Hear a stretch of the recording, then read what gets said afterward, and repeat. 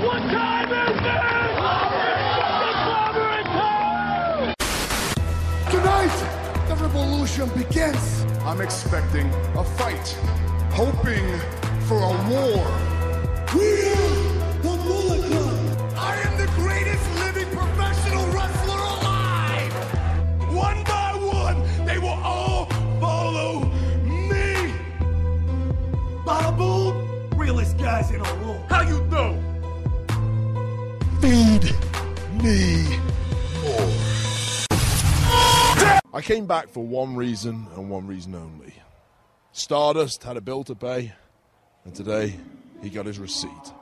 Now all hail King Barrett.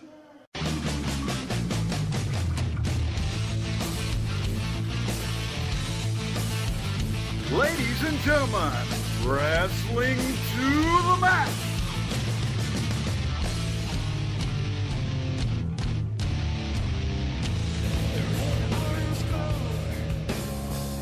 And your hosts, Gary Vaughn, Sean Garmer, and Paul Deezer.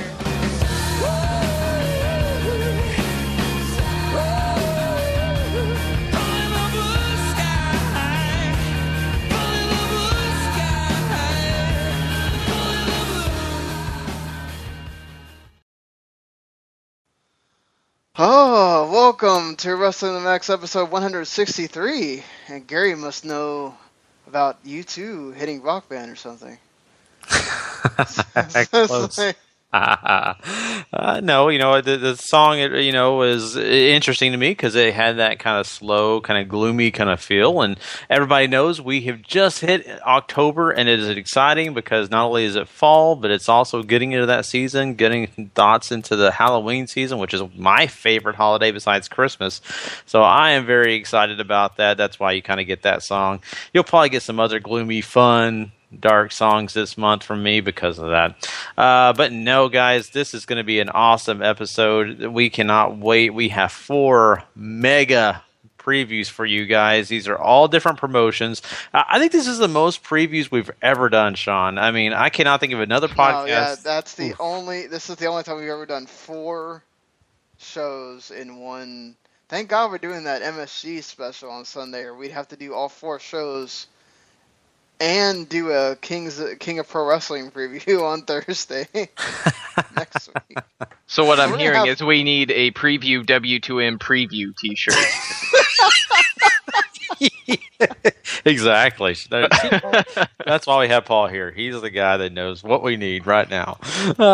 So, no, this is going to be great. We definitely have all the normal stuff that you guys like to hear us talk about. We're definitely going to be talking about Monday Night Raw. We're going to be talking NXT. We'll be talking about that TNA Impact and that Ring of Honor show that you guys watched.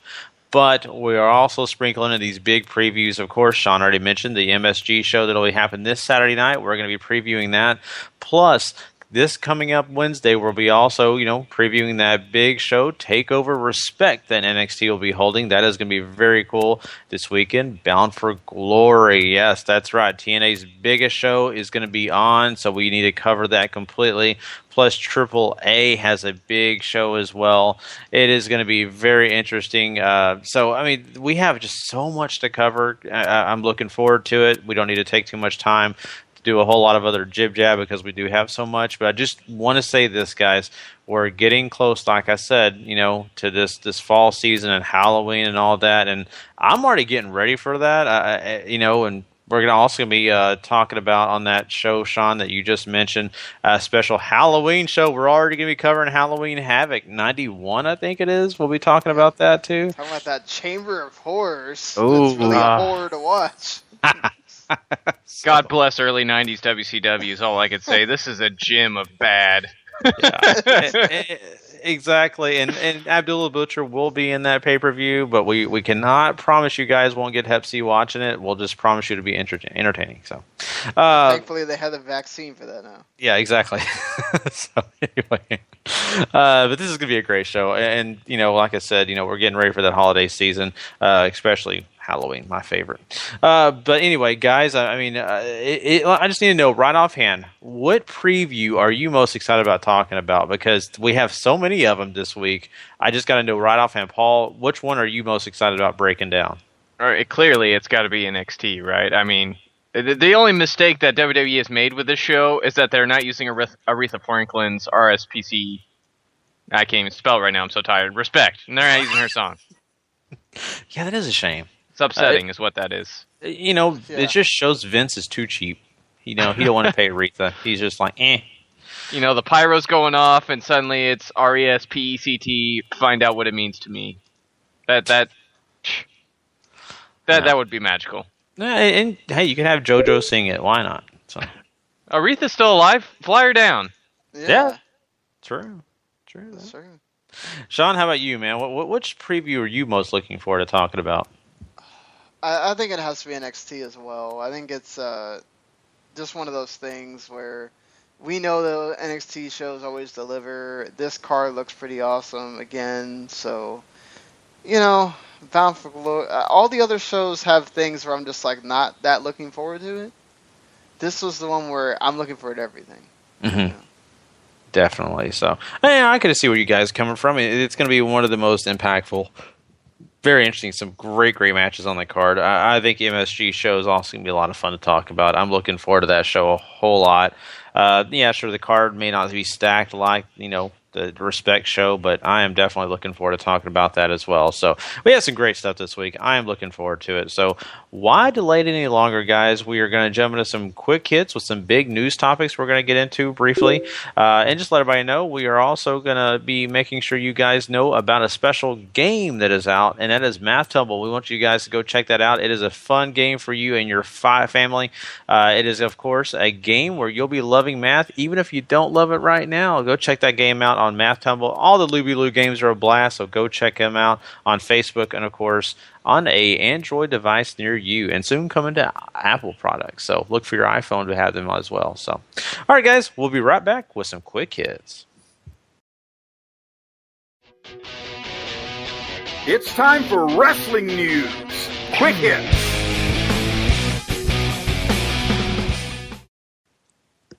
All right, guys. Well, there are several things on the docket today, and, I think, we have, a few things here that we could really break down and, find interesting. But one of the big things that I'm really looking forward to talking about is the fact that we are currently, going to be talking about a big match coming up this next week when we're talking about the fact that we're going to have a Divas Last Man Standing match. Really, and that is going to be something that I've never. This may have happened in the past, Paul. You'll have to remind me. I don't think I've ever seen one of these, at least in the women's division. But that's interesting. But what about the thought process of having a Hell in a Cell match for the Divas? That's another thought that I think would be very cool. What do you guys think about that if that was to ever take place? As far as WWE's rarely gone into the gimmick matches for the Divas. Where hardcore gimmick matches, I should say. Like they I remember Trish and Victoria having a pretty solid hardcore match at Survivor Series back in 2002. I think that's right. And then I've seen obviously some indie promotions, Shimmer, places that put a focus on women's wrestling or are completely about women's wrestling have done gimmick matches, or I've seen Last Women Standing and stuff like that. But for WWE to do it, I think it's really cool. Obviously, they have the biggest audience, so it would be a terrifically fresh way to present them, but violence in women is it's a tough thing that America and I think just not the world struggles with. So I mean, them in the cell, I would look forward to it. I don't know how it would come across on television though. With you have your audiences out there going like, "What? This might be too far." There are those people. I mean, this is something that's. I think it's a pipe dream. I don't know that it would necessarily happen. I don't think that shows anything to put the Divas in such a very, match that is not, the thing is though, with WWE being so safe, it's not known for the same things it used to be known for. So it's really just a glorified cage with a top on it now. I mean, would it be awesome to see like Divas fighting on the top of a cage and stuff? Sure. I just don't know if that means that because they ever got to do that, it shows some kind of progress or whatever. You can definitely make progress in different ways. So, I mean, I'm not going to be one of those that if they don't get to do every single match a man has ever done, it means that, WWE didn't treat them equally. No, it just means that there's just certain matches that it doesn't make any sense for them to do. Yeah, I mean, if you have a feud that calls for it, then why not? Yeah, I mean, they have enough divas to do a Divas Elimination Chamber. It doesn't mean it's going to happen. I mean, that'd be cool, too. Yeah. I just think, we are, what like Paul said, we're very politically correct, but on the other hand, we're very careful about putting women in violent situations like that, even at this day and time. But I just feel like, hey, if they're willing to do it, they want to do it, I think they should have every right and opportunity to do it. So, it's up to the talent, if you ask me. It's not really up to the audience. I think the talent should dictate what they want to do. So. Well, since we're talking about the Divas, let's talk about the fact that Nikki Bella has been the center of attention for quite a while. Of course, she was the longest reigning Divas champion, and now we are seeing her without the belt, but at the same time still answering the same questions she's gotten for a long time. And one of those major questions is, how much did John Cena have on that title reign? Did he actually talk to Vince, maybe convince Vince to keep that belt on her for a long time, or vice versa? Maybe he had some influence just because he's John Cena and they're dating. So what do you know about this, and what do you think about John Cena in this situation? Do you think Nikki Bella and her statement of saying he had nothing to do with it, there was never any influence by him, do you think that statement's true, or do you think that there really is something to this? I don't think there's anything to it. I think it's a purely political thing to get her past AJ Lee. The WWE has been invested in the Bellas for a long time, even during, they were gone for a cup of coffee and came back now again. So it's not like they ever gave up on them. So they had the right people they were behind. They had the right situation that they wanted to fix, and Nikki Bella was the one they went with. I think, maybe it's one of those where Nikki might have gotten an opportunity because of who she's with or whatever. I don't think that that's something that's far-fetched, but the fact that Cena did something to maybe cause her to keep the belt this long or anything like that, I don't believe that. And I think anything that Cena has said or shown is the fact that he kind of does whatever they tell him to. He's not one of those that really goes out there and complains like, Austin used to do or Rock would do or whatever. He does, give his opinion when he feels like it's totally stupid. But for the most part, he kind of just does whatever they tell him to do. And there's times where he puts a bug in somebody's ear about, hey, I want to work with that guy, or I like this guy, or whatever. But, it's still Vince that makes the call. Look, how many times have we heard about Cena loving Cesaro, but look at where he's at. Mm-hmm. Big E being where he's at has nothing to do with Cena liking him either.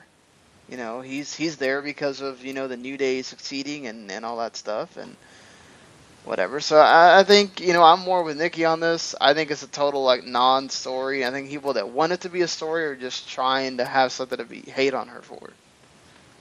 Yeah, Cena was also a big proponent of Zack Ryder too, and. Yeah. Look where we're at. Cena also helped, kill Zack Ryder. So. Yeah, but once again, not always his choice. They ask him to do something and he does it. I don't think that you're going to see John Cena argue with too many things. He may have an opinion, but if they say no, I think John Cena says, "Okay, well, let's do it." And I think that's why they love him so much, So I could definitely see your guys' point, and I kind of agree with that too. The WWE and Vince McMahon, they make the decisions. John Cena has influence, but not enough to run the entire show. And so, that leads us to the next John Cena question. John Cena apparently is going to be taking some time off after Hell in a Cell, and is speculation how long. He says personal reasons are going to keep him out, so we don't know those personal reasons. But what's your guys' best guess? What do you think is going on here, or what's the timetable? Are we looking at Survivor Series maybe being the comeback of John Cena? What's going on here? I can't imagine it can be for very long. I'm sure he just, time off is important for everybody. So whether it's, personal time with Nikki or his family or whatever, or maybe he just has some injuries that he really wants to have looked at and he wants to take some time off the road for a bit.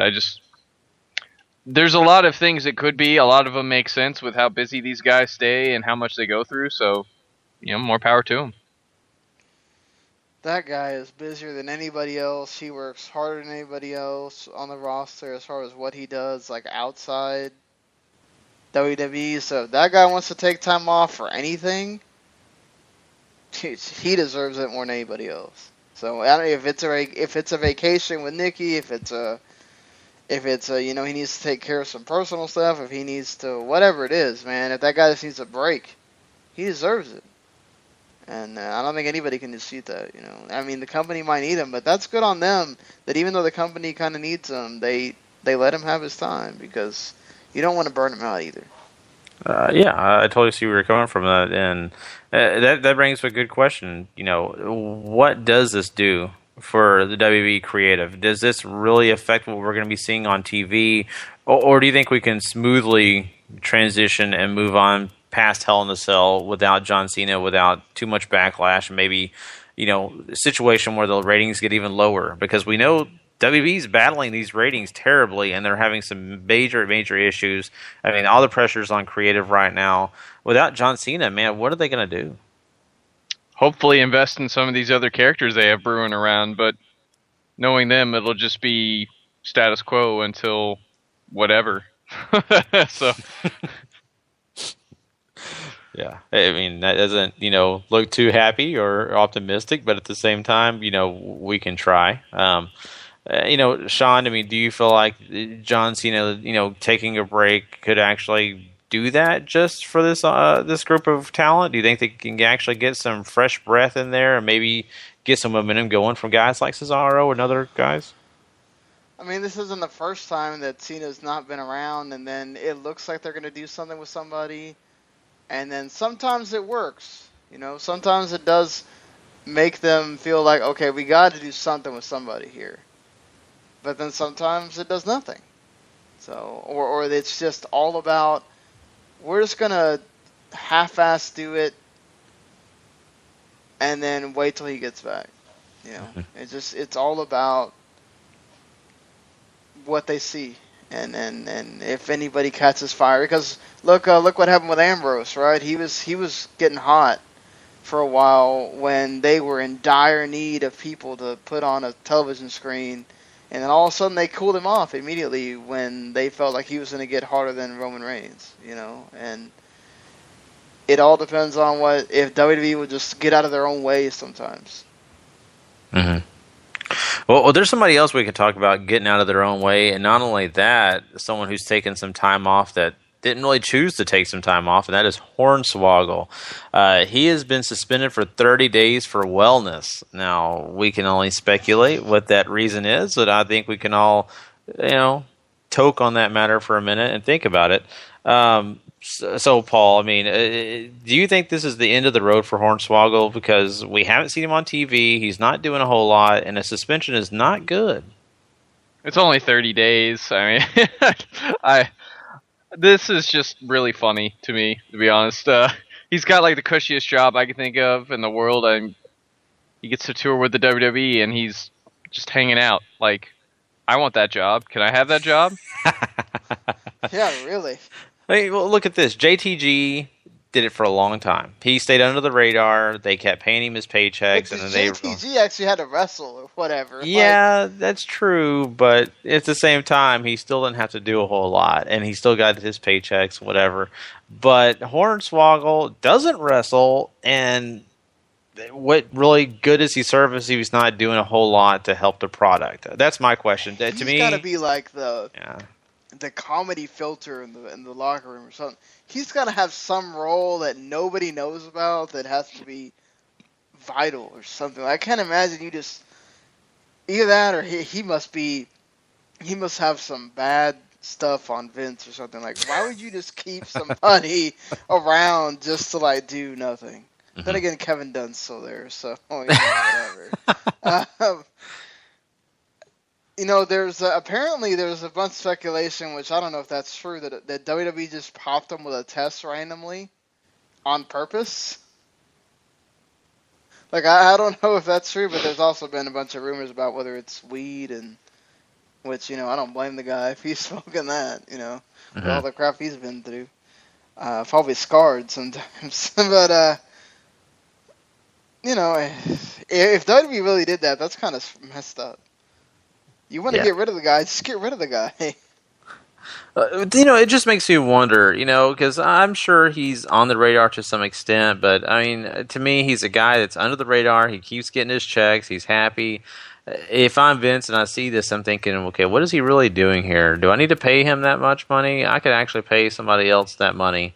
I got Carlito asking for more money. Why don't I just give him Hornswoggle's check? That'll add to what I'm going to give him, and then there you go. I got Carlito back on the roster. That would be the best report ever. Yeah. Meltzer in the Wrestling Observer reports that Hornswoggle was given a test so that he could get fired, so that they could make up the money they couldn't give Carlito before. That would just be... Exactly. So that just kind of transitions to Carlito, though. I mean, guys, apparently Carlito does want more money. I think, for some of the same reasons Sean already talked about last week's show, the fact that he's going to have to travel so much, and the fact that he's got a pretty sweet gig going with his dad and his dad's promotion. So do you guys feel like Carlito would deserve that amount of money that he's asking for? Because apparently it's not what WWE thinks he's worth. What do you think? I mean, is Carlito that vital or even worth the money? You have plenty of people on your roster who are better in the ring. They're better on the microphone. And let's face it, the last time we saw Carlito, his motivation was up and down more than an elevator. So he's not vital. They don't need him to succeed. If you want to bring him back and you have something for him, fine. But if he's not going to take what you're paying him, then there's no big loss. Carlito, you need to be careful. Maybe Triple H will come to your house and send Kevin Owens to spit in your face because you're not being cool right now. Just certainly, I think really what his problem is, to me, he's only vital in one way. I think if you unmask his cousins or brothers or whatever, it's useless without Carlito, because he would be your draw in that entire group or whatever. If not, they're just some guys. If you have any kind of other plan for Carlito, it doesn't involve them. He doesn't really deserve. If you really want to have the Cologne stable and you think it's going to be something, then maybe he deserves the money, because that thing won't work without Carlito. But if it's anything else, I don't see why he's worth that money. Like, to me, the motivation thing is, we've seen it with anybody. If you can't go to NXT and get motivated, then you don't deserve to be there. And I don't know how that works with them being independent contractors. If they decide to sign him and then he goes and starts showing that he's not motivated and they cut him, how that works for WWE, or if that counts against anything, or so. That will be interesting to see if they could even do that. But yeah, it just all depends on contracts and how they have everything legally made out. But I'm really curious to see Carlito and what happens with that future, because he's still waiting. He still has the door open to come back to WWE. It just depends on who's going to give up first. Is WWE going to give up on Carlito, or is Carlito going to give up on his holdout, for a bigger payday? That's the biggest question here. One thing we need to talk about for sure, guys, is the fact that Bruce Tharp, that's right, the NWA head honcho, it went over and hung out with Spike TV this last Monday, and maybe had some talks about putting on some TV for them in the professional wrestling world. Spike TV has been pretty decent. TNA, had some success when it comes to maybe getting 1 million viewers a week, and WWE had their own, minimal success, I guess you would say, over there as well. But apparently Spike TV may be interested but not totally sold on having professional wrestling back on their network, because simply they are looking more into what women are wanting to watch. And so that's interesting, especially with the channel that was all about men. They're thinking about women now. So what do you guys think about this? Would you like to see NWA on Spike TV? And what are your thought process on this whole situation? I'm all for more wrestling on TV. I don't know if NWA is the way you want to go. There's not a lot there as far as star power and ways that they're going to make you want to watch, in my opinion. Most of the time, whenever I see something attributed to NWA, and that's been our experiences with New Japan, it's not the NWA guys you want to see.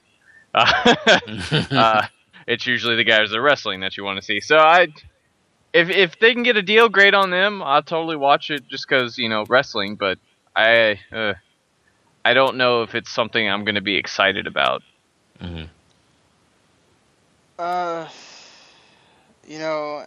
Considering that, like, if it was something where kind of like ROH, if maybe some of the bigger New Japan guys would show up in NWA sometimes, and who knows, maybe they do if they're on some kind of national TV in America, but if all you're gonna get's like Liger, Tiger Mask, Tenzan, and Kojima on a rotation, and that's gonna be the highlight of the big guys that you're gonna see on that channel, it's whatever.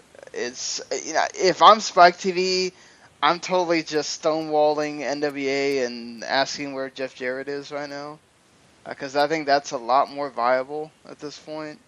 Certainly not going to go after TNA again. So, there's not a whole lot around.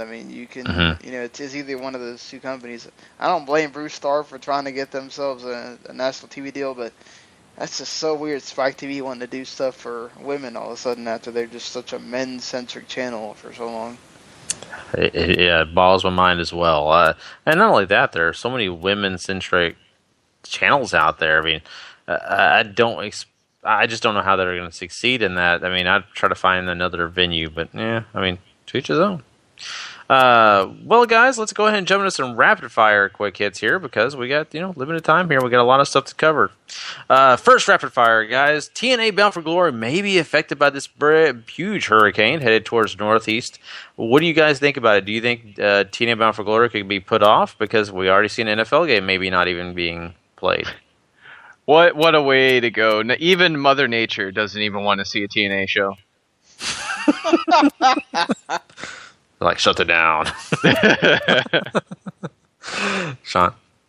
I want to know how that's going to work for TNA. Like, hey, a hurricane came. Oh, crap, we can't have Bound for Glory? Oh well. Back to the fairgrounds. Sucks for the TNA wrestlers. They don't get paid.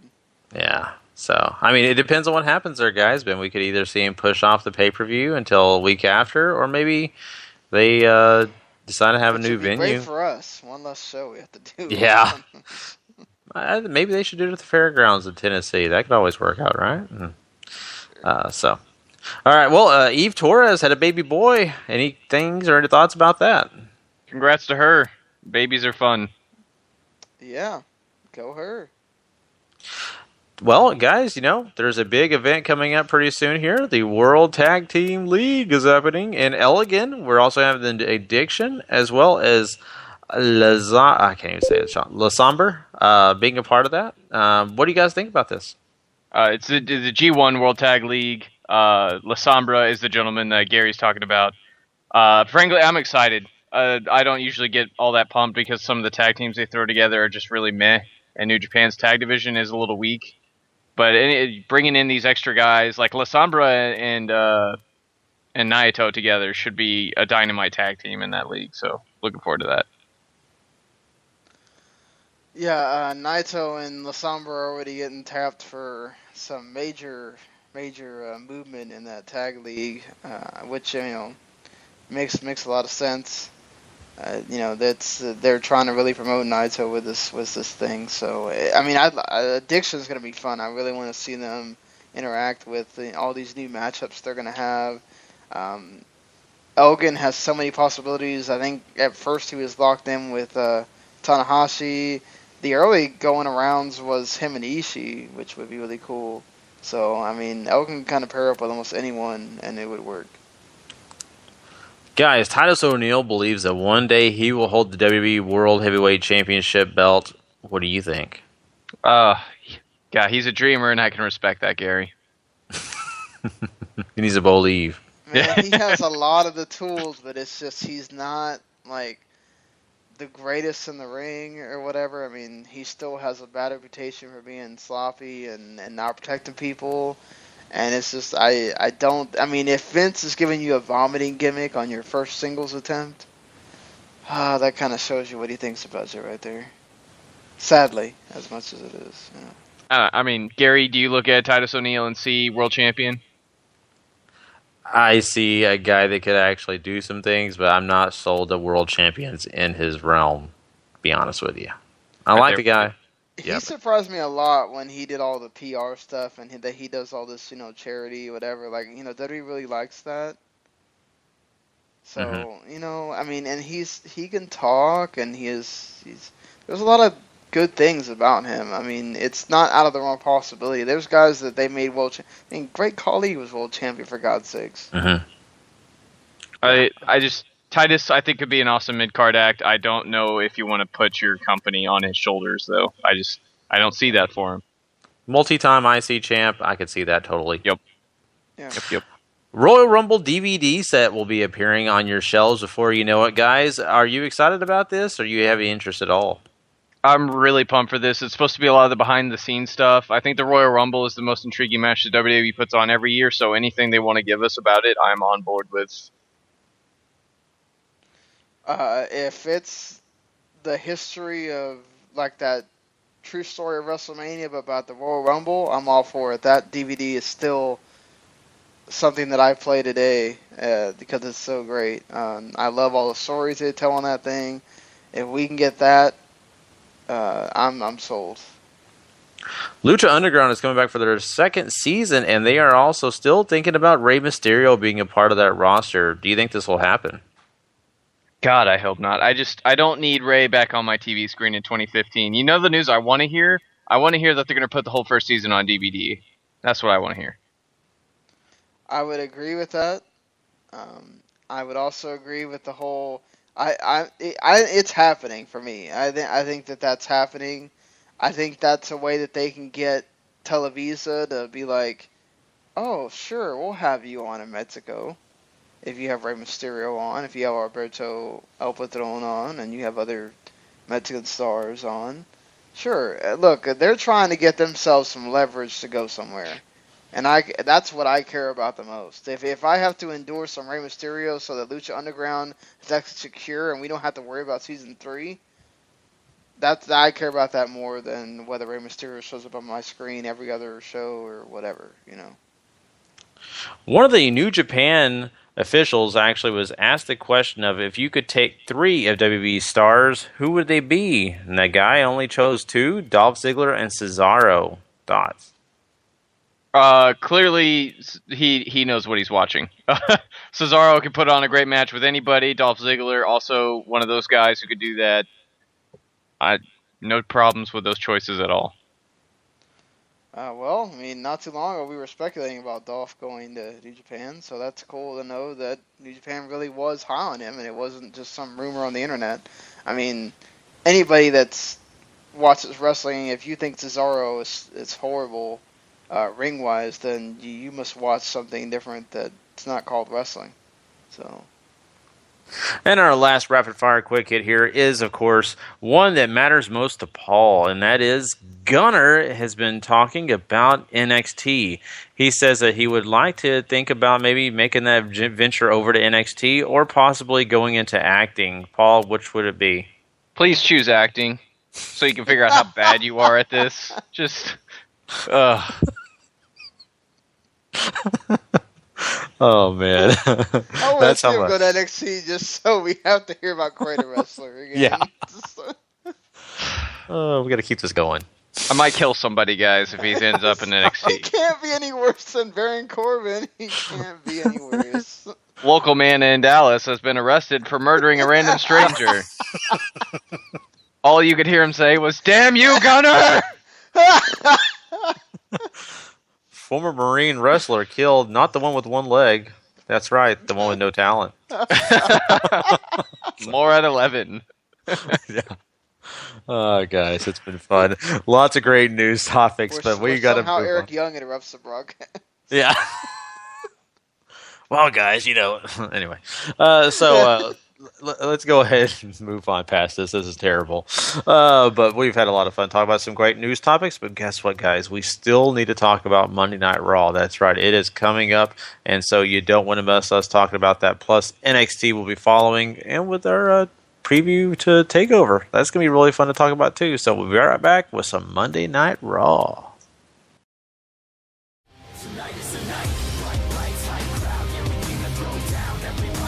WWE Monday Night Raw.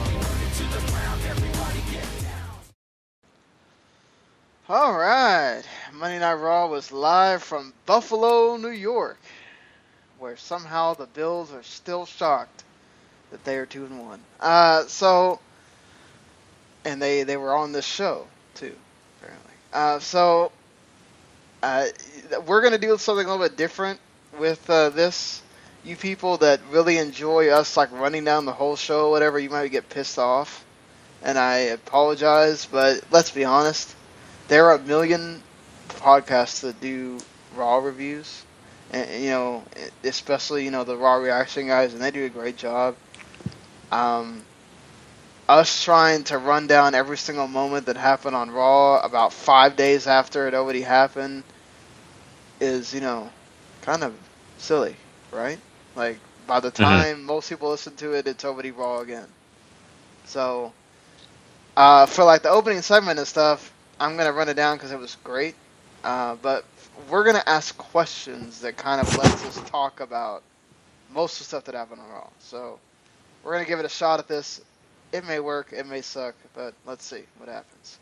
Anyway, so this was great because we start off with the U.S. title thing. I don't need to go into Cena's rambling because it's basically the same rambling he does to open every freaking show that he ever opens or every segment that he does to start the show. And so he's going to do the open challenge, and we hear Cena's music done with the trombone, which means the New Day is here, and Big E's doing the oh, Buffalo! John Cena's title reign has been booty! It's like, wow. You could see Cena's face. He was trying so hard not to laugh.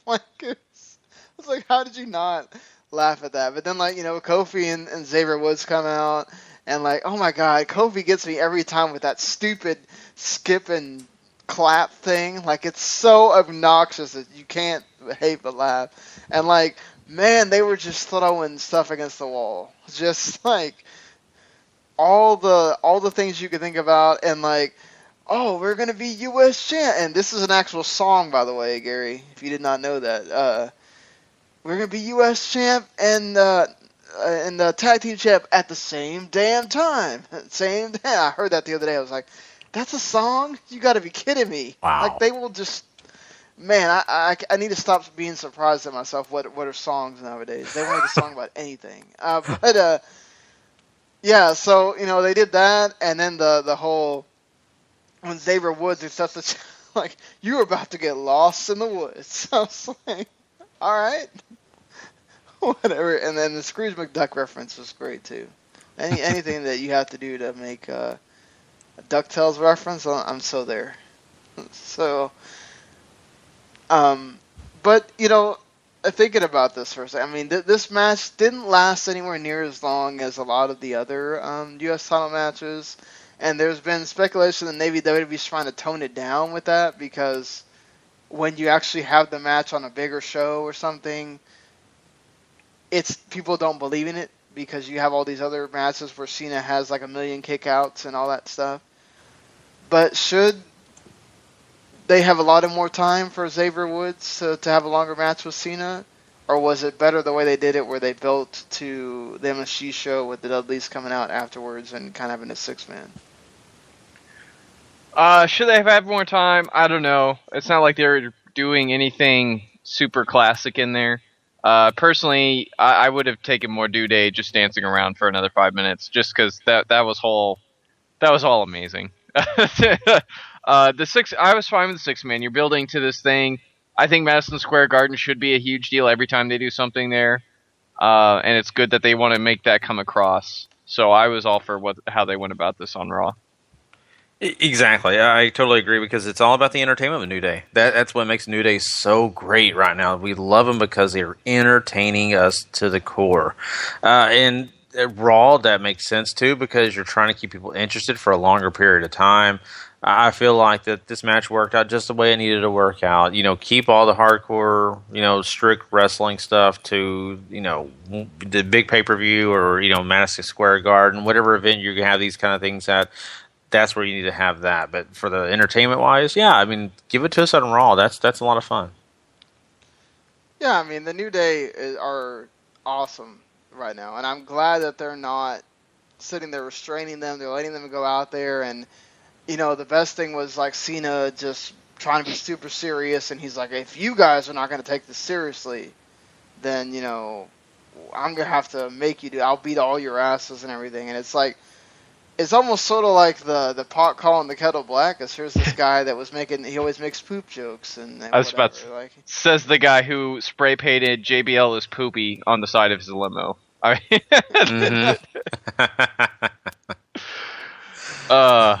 That's classic. I don't care what anybody says. It's a classic moment. But well, we know how Paul feels about poopy jokes. Yes. Note to self. So, I just think that it's really good the way let's be honest here. Like, Xavier Woods is not like, the greatest wrestler in the world. He's good at what he does, and he's much better in the manager role, whatever. I did like the fact that they gave him a shot. It wasn't Kofi or Big E losing, as they are the ones that are the tag champs. So it's cool, and you got New Day to open a segment. The only thing that sucks is you're throwing out the best thing you have at the beginning. So it could only kind of come down from there. And that's what, unless you put New Day throughout the rest of the show, which they had done for a lot of other Raws, but this one they didn't do it that much. So my thing was too, it's a little bit inconsistent because they only really promoted like 2 matches that were on that MSG show.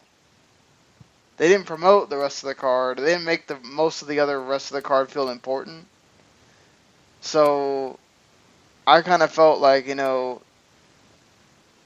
I just wish that they made me feel like that MSG show mattered a bit more than what it was. I know it's a house show and everything, but I would have thought there was just a 2-match show. Yeah. I totally agree with you on that because I'll be honest with you. They gave you the date. I remembered it watching it, but by Wednesday, I couldn't remember what I said. Is it this Saturday or the next Saturday? And that's bad for a guy that, covers wrestling and every week. And I'm basically involved with wrestling all week long. And for me to even kind of question what day it is, that's bad. Because, the casual fans, hey, by the time, if they watch SmackDown, they get a reminder. If they don't, it's a good possibility. A lot of people miss it. So I agree with you, Sean. They should. They promoted it, but they should have promoted it way past what they did.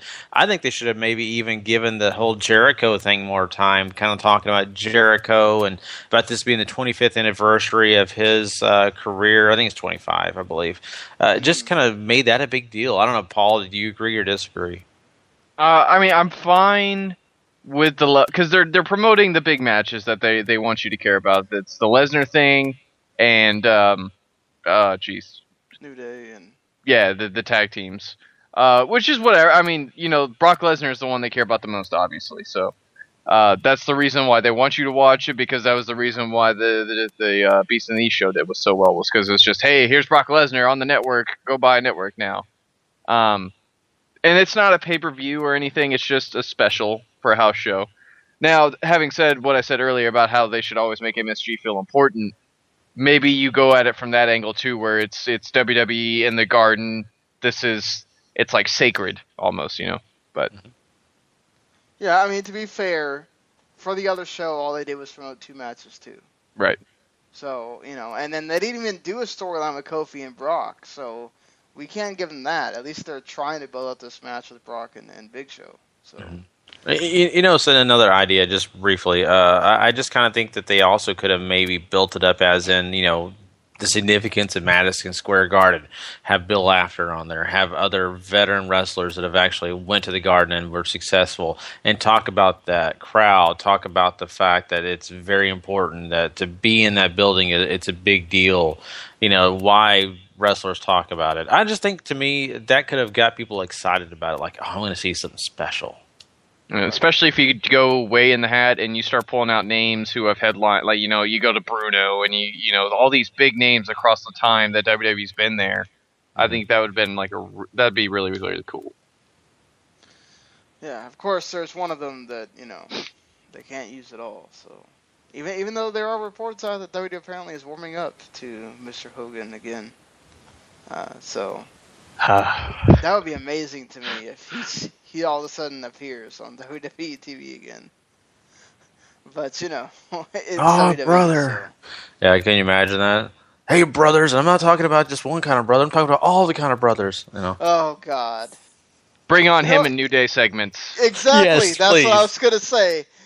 You know that if Hogan shows up, that's the first thing they're going to do. Like, if only so Big E can call Hulk Hogan booty. Yes. Yeah. I worry about the thought process, though, because you're going to have, you know, Hulk Hogan talking about Dolph Ziggler, and then you're going to see Big E. What'd you say? Oh. No, but you know, like, Xavier Woods just going to, like, have his like mark out moment right there, like, oh my God, I'm right in front of Hulk Hogan. Like, what? It's just okay, you know. It's like I just want to hear the announcement of, like, oh, whatever country we're in, and, like, this has been booty, brother, and, like, you know, they're gonna do something dumb like that. Like, just I look forward to hearing Real American on the trombone. I bet you it's just a classic. I bet. You know. So, something that maybe isn't as classic is this Rollins and Kane feud that's been happening. They continued that throughout the night on the show, which included another performance evaluation, this time by the actual WWE HR lady, which now I'm forgetting her name. But Ashley. Okay. I knew it was one of those generic blonde person names. But anyway, you know, so we have basically, they kind of do the wink, wink, nod, nod thing that, like, Rollins, it was him, but you're supposed to kind of know it was him, but go along with the story. And then, you know, Kane doesn't know it was him. And then at every turn, when they try to figure out it's Rollins tries to interrupt and, you know, whatever. Like, I mean, how did you feel about this, just watching it through the night? Like, it just felt so corny to me. Like, I don't know. When I think of a WWE title feud, this isn't what I think about. You know, I just... Did that feel like beneath them? I don't know about beneath them, because the fun thing about wrestling is that they can go any direction, and usually it'll work. And just silly stuff like this where you're supposed to buy in is stuff that I kind of like, because it takes me back to when I was 5 or 6 watching, you know, the new generation, where this was common. Yeah. So I'm fine with it personally. I can understand if this isn't everybody's cup of tea, though. Yeah. You know, it wasn't bad to me personally. I mean, I thought it was fine. You know, it just does depend on your tolerance level of these kind of things. If you think it's silly, if you think it's amusing. I leaned more on the amusing side. I didn't have a problem with it. At least they had that perfect Kane moment where he's just corporate Kane. All of a sudden he goes to an ambulance, and then now he's Demon Kane. Mm-hmm. What, he's like superhero Kane now? He just goes into an ambulance to do a wardrobe change? Yeah, the telephone booths don't exist really anymore, so you use an ambulance. I really just hope now he has an ambulance following him wherever. Like, down on the way to the ring, ambulance drives in. Yeah, like, you know, he is the king of the ambulance matches, so... Walking down the street Monday morning in the town he's in, there's an ambulance coming in behind him. Like, hey, there's a fire going on. Oh, let me go be the demon real quick. It's like, I got this, guys. But, you know, it was That was just like classic Kane. Like, oh, I'm limping. Oh yeah, I'm fine. I forgot I'm the demon. It doesn't matter. Just let me walk back to the arena, whatever. But did you feel like it took too long for them to go? Like it was just a lot of time was spent on this, and maybe it might have detracted from Raw for like like casual audience or whatever trying to tune in. Is that something that you think is really going to appeal to an audience, say, watching a football game, turning over and going, oh, this is the crap that they're doing right now. Okay, let me click over. Totally overexposed. That's true. I think that's a problem you run into when you have 3 hours every week that you have to try to fill. And you get some of this sometimes. And it's not the first time it's happened to Rollins or anybody in the main title feud where you get so much of that person and the guy they're feuding with throughout the night. And I mean, it's tough too because the Monday night game was actually pretty good. So, yeah, it's a give and take. I think this is how wrestling goes, where the main feud is the focus of your television program, and this is where they're going. And yeah, I mean, if you're trying to pull in those casuals, then this isn't really the way you want to go, because this is counting on people who have been around long enough that they're going to buy into this, in either for real or for fun's sake. And if you're trying to pull in guys who are on the fence about watching you every week, that's not the way you want to go. Yeah, exactly. I mean, you've got to make sure you're on your A game, especially with these Monday Night Football games, and doing things to keep people entertained. I understand, yes, you've got to keep it going weekly. That's difficult. But for the most part, you can't have lulls. You can't have situations where you're going an hour without having anything that people are going to grab onto. That's their problem. They've got to figure out a nice rhythmic pattern here, and they're not doing it just yet.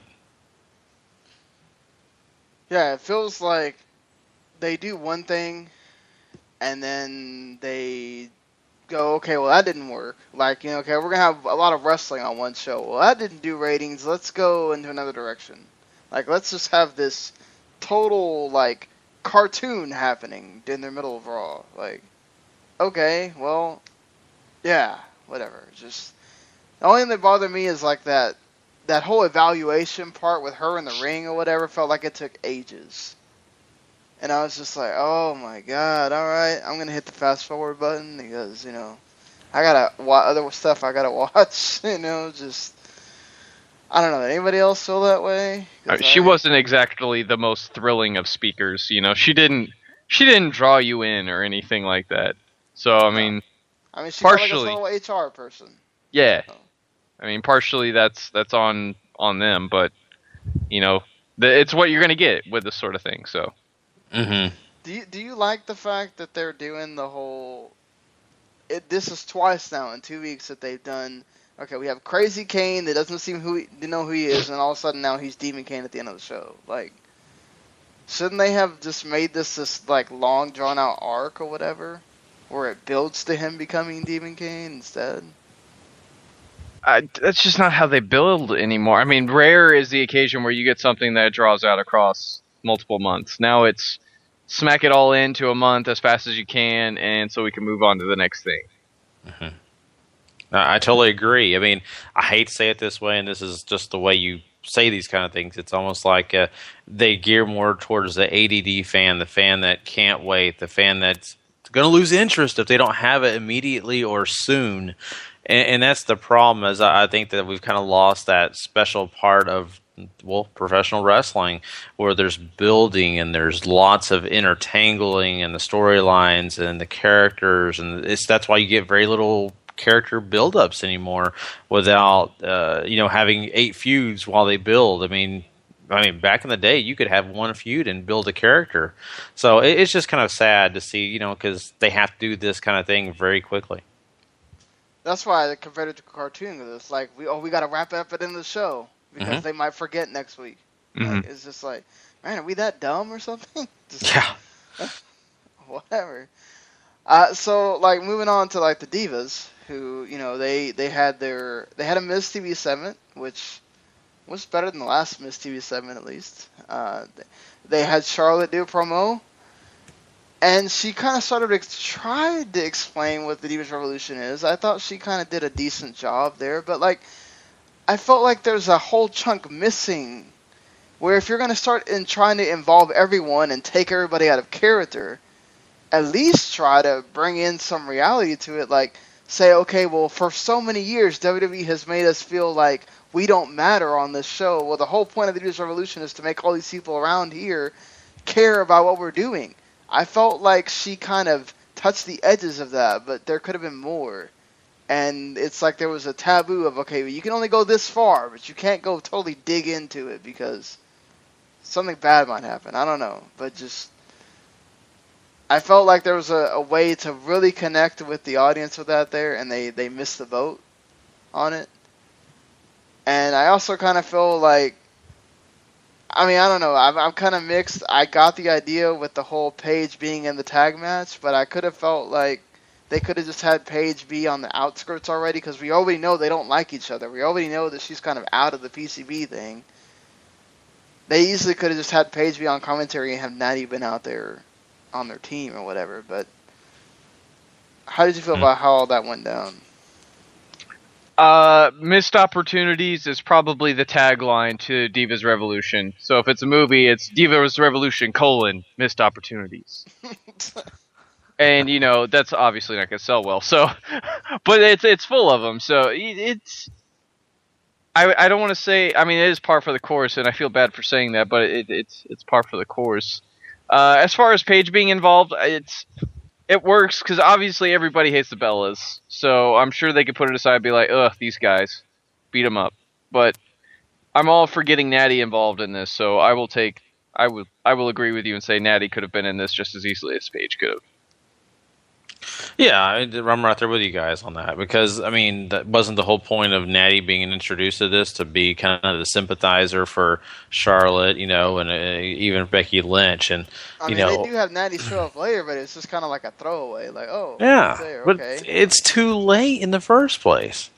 And it's just at the end of the match there. And so to me, I get it. Yes, it helps with the distraction and all that, but I think you could have had a better shot at it. Do, you know, what Sean was saying, have Paige be on commentary and maybe do something to cause the PCB girls to lose, blah, blah, blah. That's basically what she did anyway. Yeah, well, she did it anyway, but I still think that Natalya being a part of the match makes more sense than having Paige being a part of the girls again, because obviously her interest is completely different than theirs now.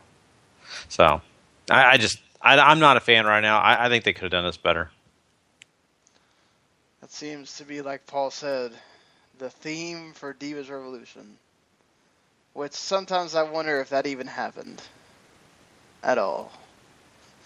It's just the tagline for the segment with the Divas in it now. Are they really trying to do a revolution at all? Parts of it have worked. There are people out there, I feel like, in the arenas who care more, and they are getting more spotlights. Like, it's not just throwaway Divas match. Now it's segment leads to match, or a couple of segments, or here's a couple matches. So they have more of a presence on the show, which I think is nice. We just got to get to the part where everybody cares now. Mm-hmm. To me right now, they're going on the wrong road. They better turn around quickly, because the path that they're going right now, you're losing steam more and more every show. Yeah, like, I mean, I just feel like, you know, they're missing that opportunity with the matches. Like, again, we're doing another, I mean, I get it. I get that we still got these teams and whatnot, but you're still doing tag matches here. You know, what's the point of Nikki even coming out and saying the crap in that first part of the interview that we didn't talk about, which was her saying that apparently she was one of the ones that went up to Vince and was like, well, the tag match thing's not going to work. And he kept saying that apparently just trust him or whatever, which is fine, but, you know, I know they're building the stuff. I know they're building to Paige and Charlotte, and Natty's in there for something. Maybe it's Paige and Natty first or something, which is totally fine as well. But just, I don't know. It seems like there's a lot of stalling there too. You know, so. Moving on to something else that has felt like a lot of stalling. Rusev and Ziggler. that's been going on for months now. It seems like that thing is really just on its last, on the last page, I guess. And we've now involved it with Rusev and Owens and Ryback. I almost feel like we're building more to like a tag match between Rusev and Owens against Ryback and Dolph than we are building to the feuds that are apparently going on or not going on. Do you guys get that? Because there's a lot of Dolph caring for Ryback and all this stuff, and Rusev helping out Owens, and I can see it. Ryback and Dolph Ziggler had that little tag team dalliance very briefly where Dolph was the little guy. So that's fine. There, I don't mind them commingling. But I thought Rusev and Owens were not simpatico simply just because of all the walkouts and stuff. Because, walk Owens walk and whatnot. Yeah.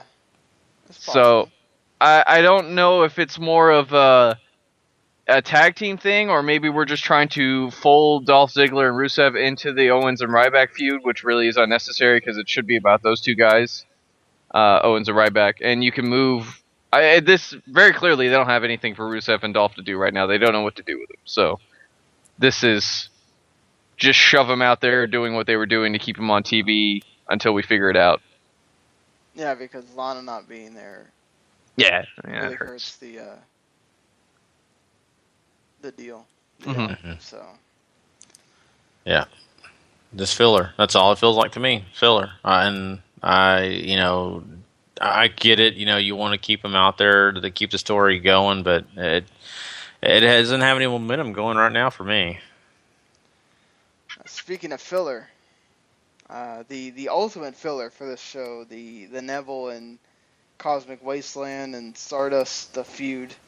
Barrett returned to be King Barrett.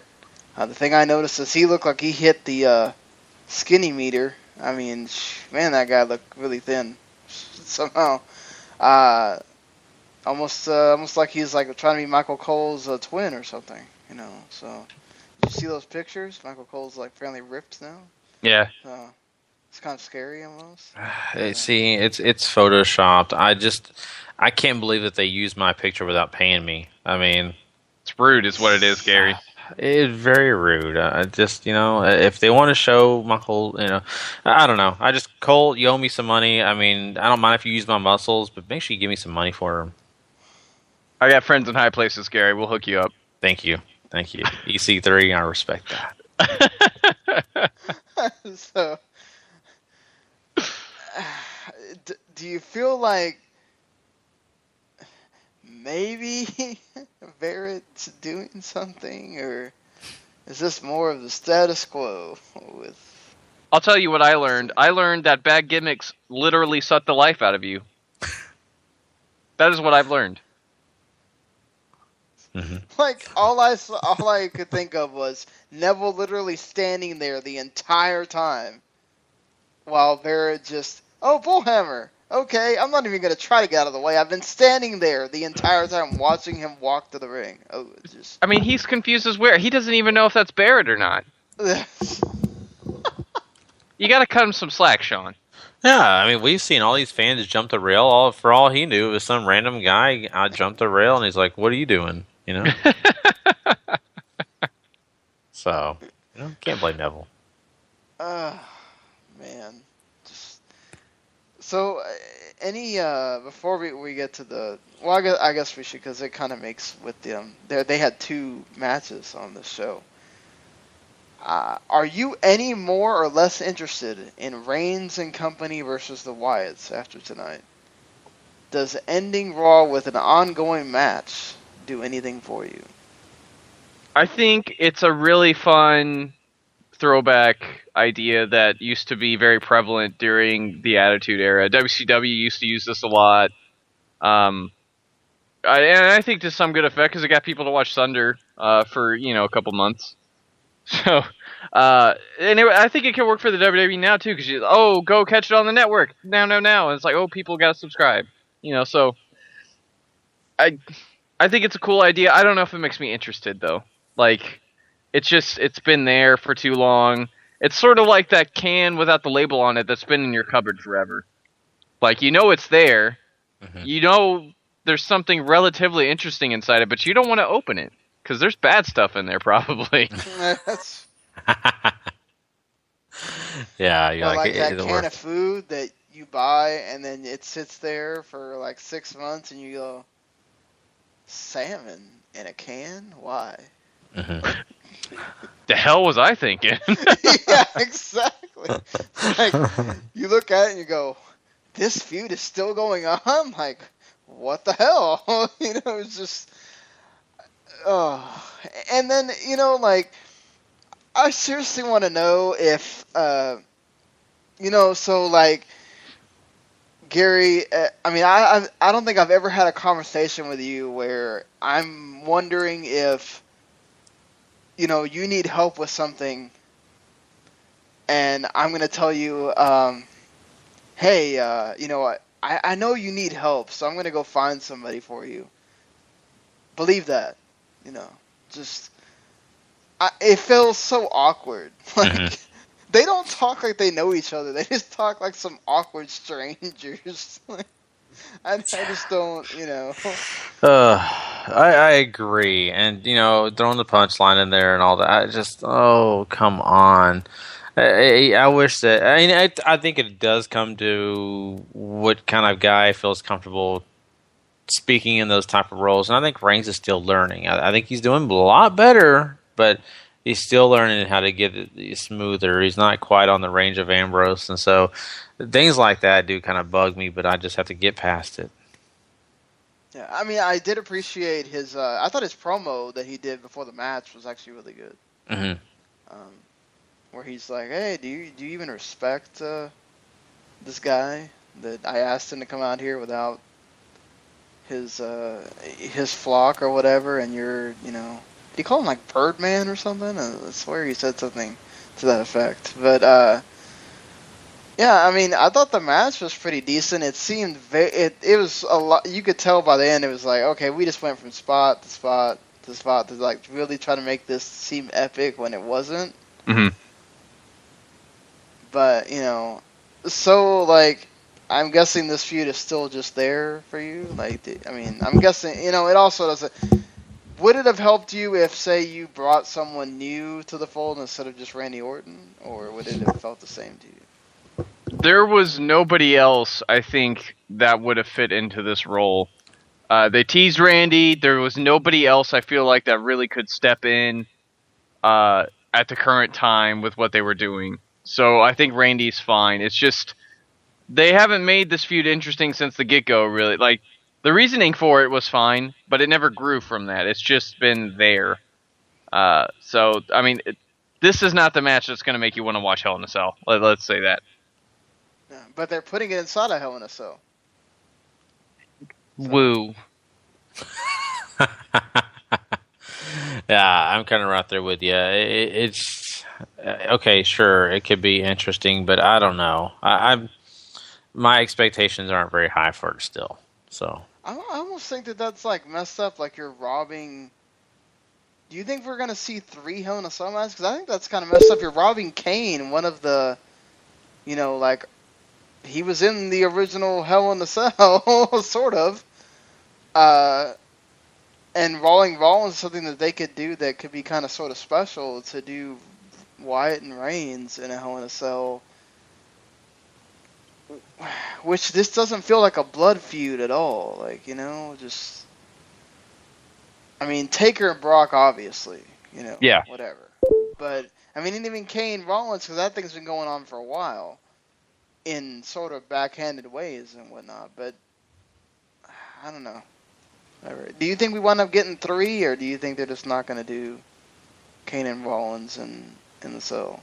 I don't know what they're doing with Kane yet. So, I mean, I think you could do some really, like, Kane is, you know, he comes in demon and then, like, he freaks out in the middle of the match and, like, what am I doing in here? This isn't me or whatever. And it's just, you could play off that drama, I feel like, in the Cell.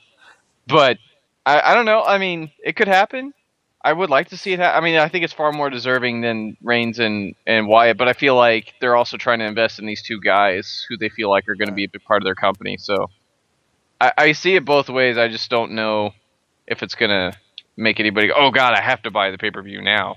And that's what's weird about that MSG show too, because you have Cena and Rollins in a cage match, and you're not promoting that at all.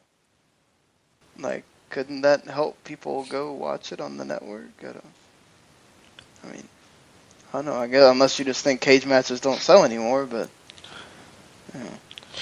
Yeah, once again, it's about promoting it, and I just haven't promoted it. I think cage matches still sell just as well as they ever have, really. I mean, there was a time where I think they did do like cage matches on house shows on a regular sort of thing. So it might be just that. It might be like an old school shot at like, well, we're just doing a cage match because we can, and hopefully people, we're just trying to get the local people that are coming to watch it, and to get MSG people to fill the arena. So, that being said, I mean, the only thing I think we pretty much hit everything in Raw.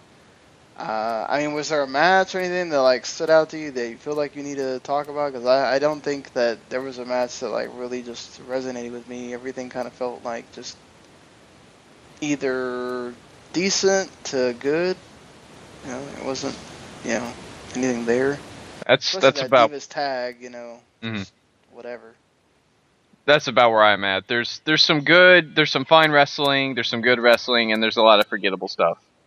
Nothing like, oh my god, go watch this now. Yeah, exactly. I mean, there was nothing that just made me jump out of the seat and think, oh, this is awesome, or everything was pretty average.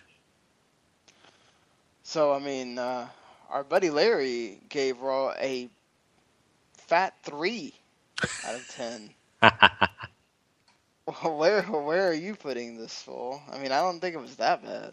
I don't think it was a 3. I don't think it warrants the Bret Hart special either. I think 5. 5 covers it. I think 5 covers it too. It just felt, a lot of it was just like, okay. They did some. Actually, we didn't talk about this, but like the best thing as far as build was probably the Brock or the Big Show and Paul Heyman segment. As far as how heated Big Show got with Paul and how he kind of threw it back at his face and whatever, I thought they did a good job of like building that they were actually building a story to that match with Brock at the pay-per-view, and they have history or not the pay-per-view at MSG, so it's almost like that's the marquee match, and it makes you feel like it is, like it's not this just like the Brock match at Beast in the East was a total throwaway, but they promoted Brock as the main attraction, whereas this sort of feels like the main attraction. And they promoted it as being the main attraction. Which, like I said earlier, they're counting on you to want to see the Brock Lesnar again on the network inside this magnificent area, and the rest of the card just sort of supports all that, which is fine. The thing here is Brock Lesnar and Big Show are both trying to prove something that we all already know. Big Show's trying to prove he's a giant. We already know that. Brock Lesnar is trying to prove he's a monster. We know that. So there's no big draw here. Right. But yeah, I'll do the 5. Yeah, 5 as well for me. I think that's a great score for this show. So. All right, guys. Well, we have a bunch of other great things to talk about today, and of course, we do have to talk about NXT. But I'm just going to ask you guys. We've been talking about Madison Square Garden, and I'm looking at our run sheet. Do we want to go ahead and talk Madison Square Garden since we've been talking about it so much? I wanted to go over this thing that wasn't necessarily something we had to spend a lot of time on because we sort of talked about some of it. But Raw's been in a slump with these ratings. And I was talking to some of the, people that I write with over there at the Last Word or whatever, and he was sort of comparing Raw to like The Simpsons. It's this thing that you watch, but nobody says that Raw is this like must-see TV show, but you watch it anyway because you're so used to watching it.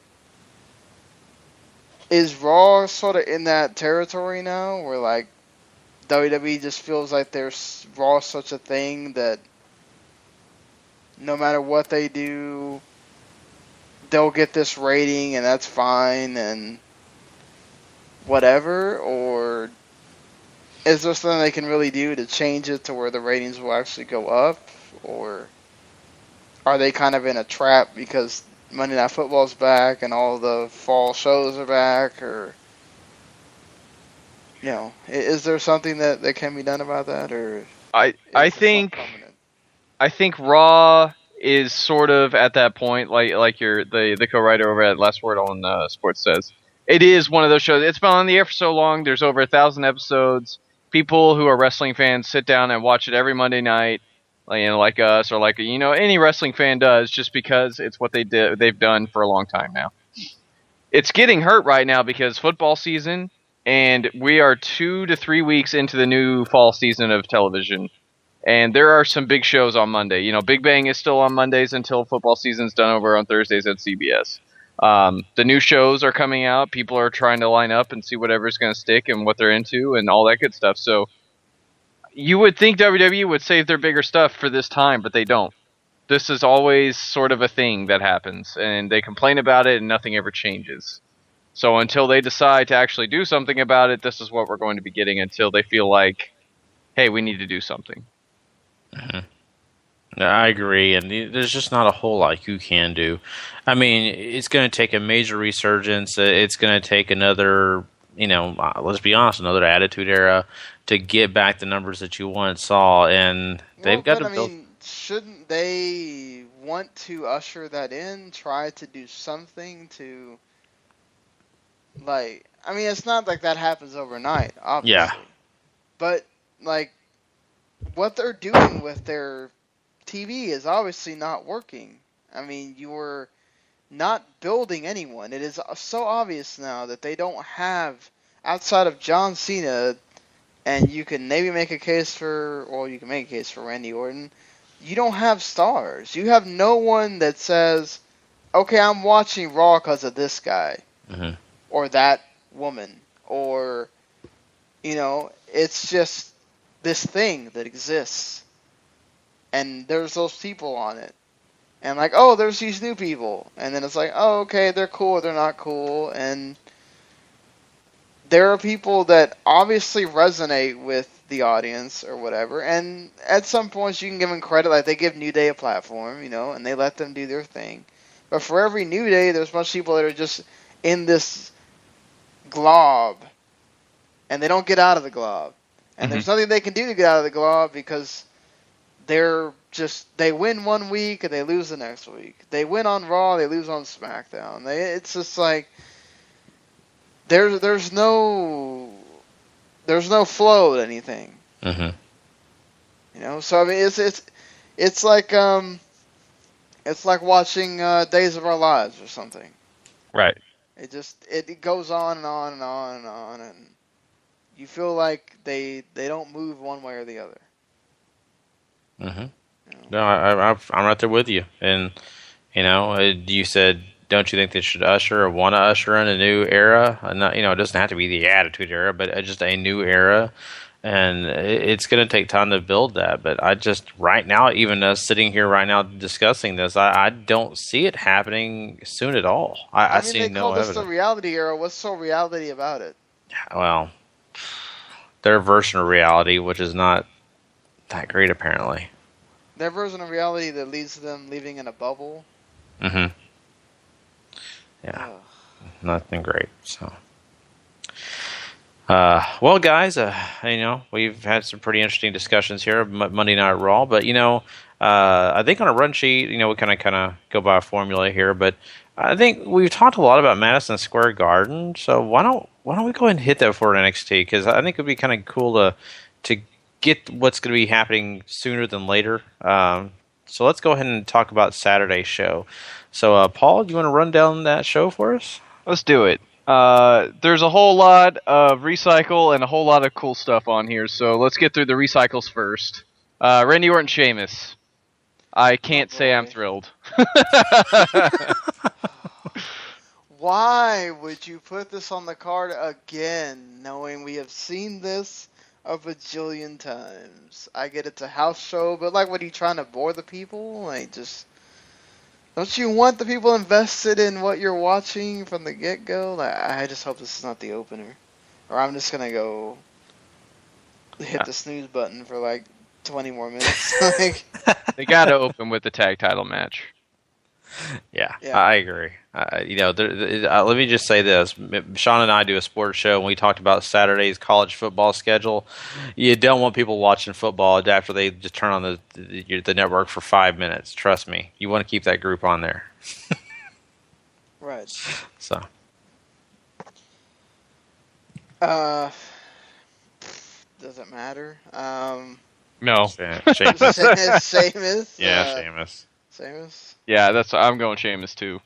Just might as well make him look decent on the show while he has the briefcase, because nobody's going to care. So, Yeah. Part 2 of the recycled matches: Rusev and Dolph Ziggler.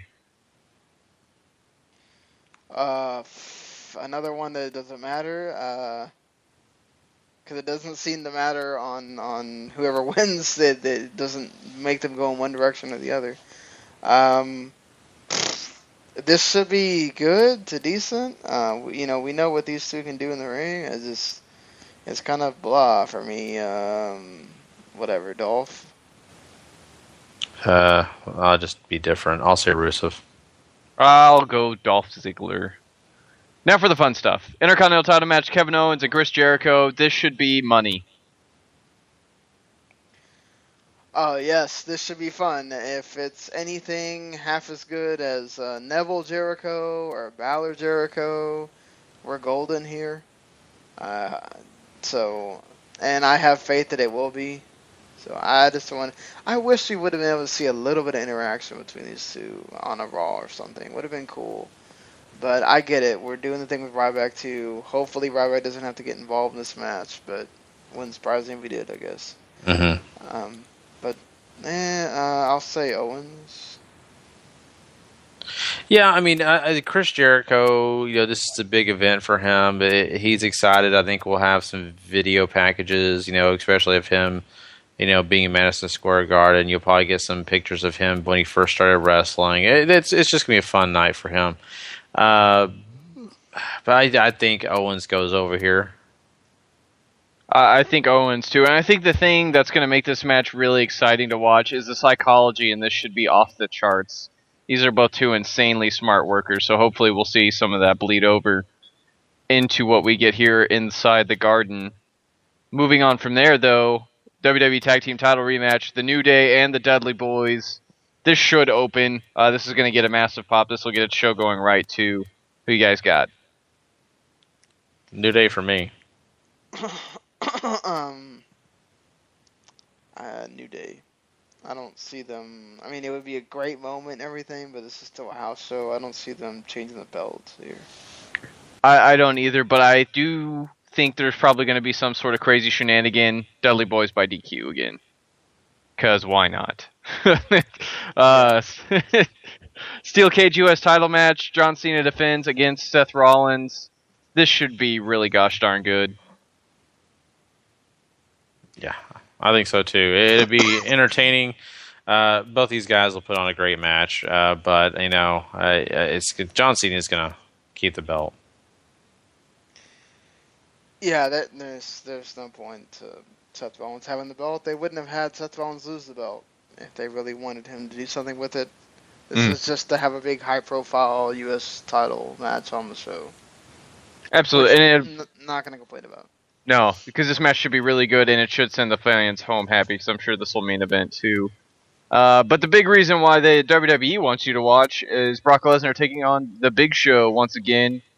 It's never a thrilling match, but it is always fairly impressive to watch Lesnar toss Big Show around.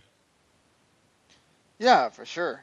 Getting to watch Brock Lesnar toss anyone around is always entertaining. This should be fun. Even if, even just for like Paul Heyman shouting things and whatnot, that would be great. So, do we see the knockout punch to Brock Lesnar and it phase him but not knock him out? I really hope Brock Lesnar just laughs at him. That'd be great. Well, the new meme, I got punched and I just laugh at it. Yeah. I could also see him like grab his arm as he does the punch and like put him into the Kimura or something. That'd be cool. Yeah. Yeah, but we all know Well, Brock. we all know Brock is winning. Yeah, Brock clearly is winning this one. Yeah. Yeah. So First stop on Go to Hell Tour is this one, so hopefully we get some more good stuff after this.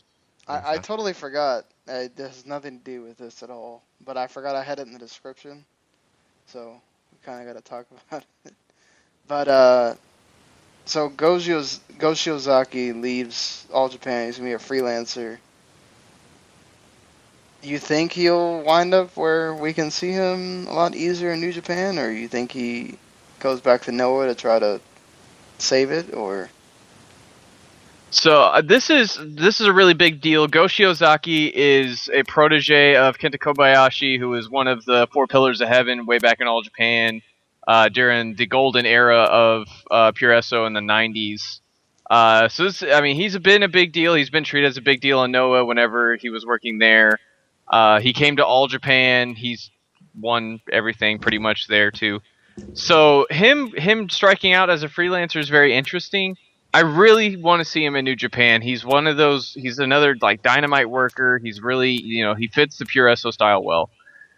But him working any of the other places, 01, Big Japan, Osaka Pro, just all the options that become available to you when you're a freelancer. Is a really neat idea. So, there's places out there for him to work. I really hope he ends up in New Japan, though. I'd agree. It's not like he couldn't get him like a little different contract where he can do New Japan shows and then kind of do some other stuff or whatever too. So, just to see him there do some stuff would be pretty awesome. There are plenty of people around New Japan who have that kind of deal. Kota Ibushi, for example. Right. DDT and New Japan. Liger is technically a freelancer, as we've seen, so definitely the idea could work. For sure. So, all right, guys. Well, we are going to go ahead and move on, and we need to talk some NXT, because NXT is going to build us up to NXT Takeover Respect. That's right. So let's go ahead and jump into NXT Developmental.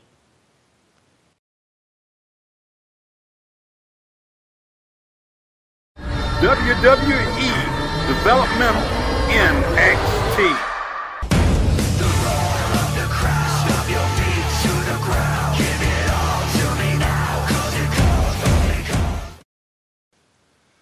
Alright. As Gary mentioned, this is the go home edition of NXT right before we do NXT Takeover Respect, which will be in Full Sail. So it won't be any place fancy, but we'll still be in front of a cool crowd. So, I can never hate on that, I guess. So we start with basically like Kyle Edwards kind of fills us in with Dusty Rhodes Classic stuff, and we go right into a Colin Cassidy and Enzo Amore against Finn Balor and Samoa Joe.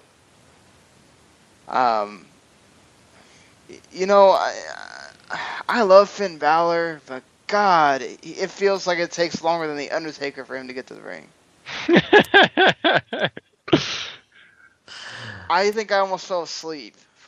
Wow. Waiting for him to get there. I'm just laying in my bed. It probably didn't help, but I'm just like, alright, he'll get there, and this, You know what's so funny about it, though, Sean, is the fact that, I'm notorious for fast-forwarding through entrances, especially if I've seen it. Now, if I haven't seen it, I'll watch it, but if I've seen it 100 times, I fast-forward through all entrances. But this one, I actually sit and watch Finn Balor's entire entrance. I just enjoy it that much. I think it's because I'm a fan of the theme music, though. It's this whole production. That's what's really cool about it. Like, it's this. Sure, you've seen it a whole bunch by now, but it's still like this. It's this really neat thing that nobody else has around them. Baron Corbin kind of does, but Finn. It's just on a whole nother level with Finn. Oh, I know what you're saying, and I think it's cool. It's just like, especially like now he has the Balor Club thing and the Titantron, and it's two now. They are trying to make it like two different things when he's the Demon and when he's Finn Balor, and I appreciate that. It's just, man, it feels like it takes an eternity for him to get. Like Joe just was like, all right, I'm there, and then it's just like, oh, well, let's do this 5-minute entrance. Like, whoa, okay, whoa. But yeah, the thing with Joe now is like his Titantron is like his face. Man, that's freaky. It's creepy. Well, I mean, Joe is here to murder you. Finn is here to make a point. So Yeah. I mean, there's a large difference.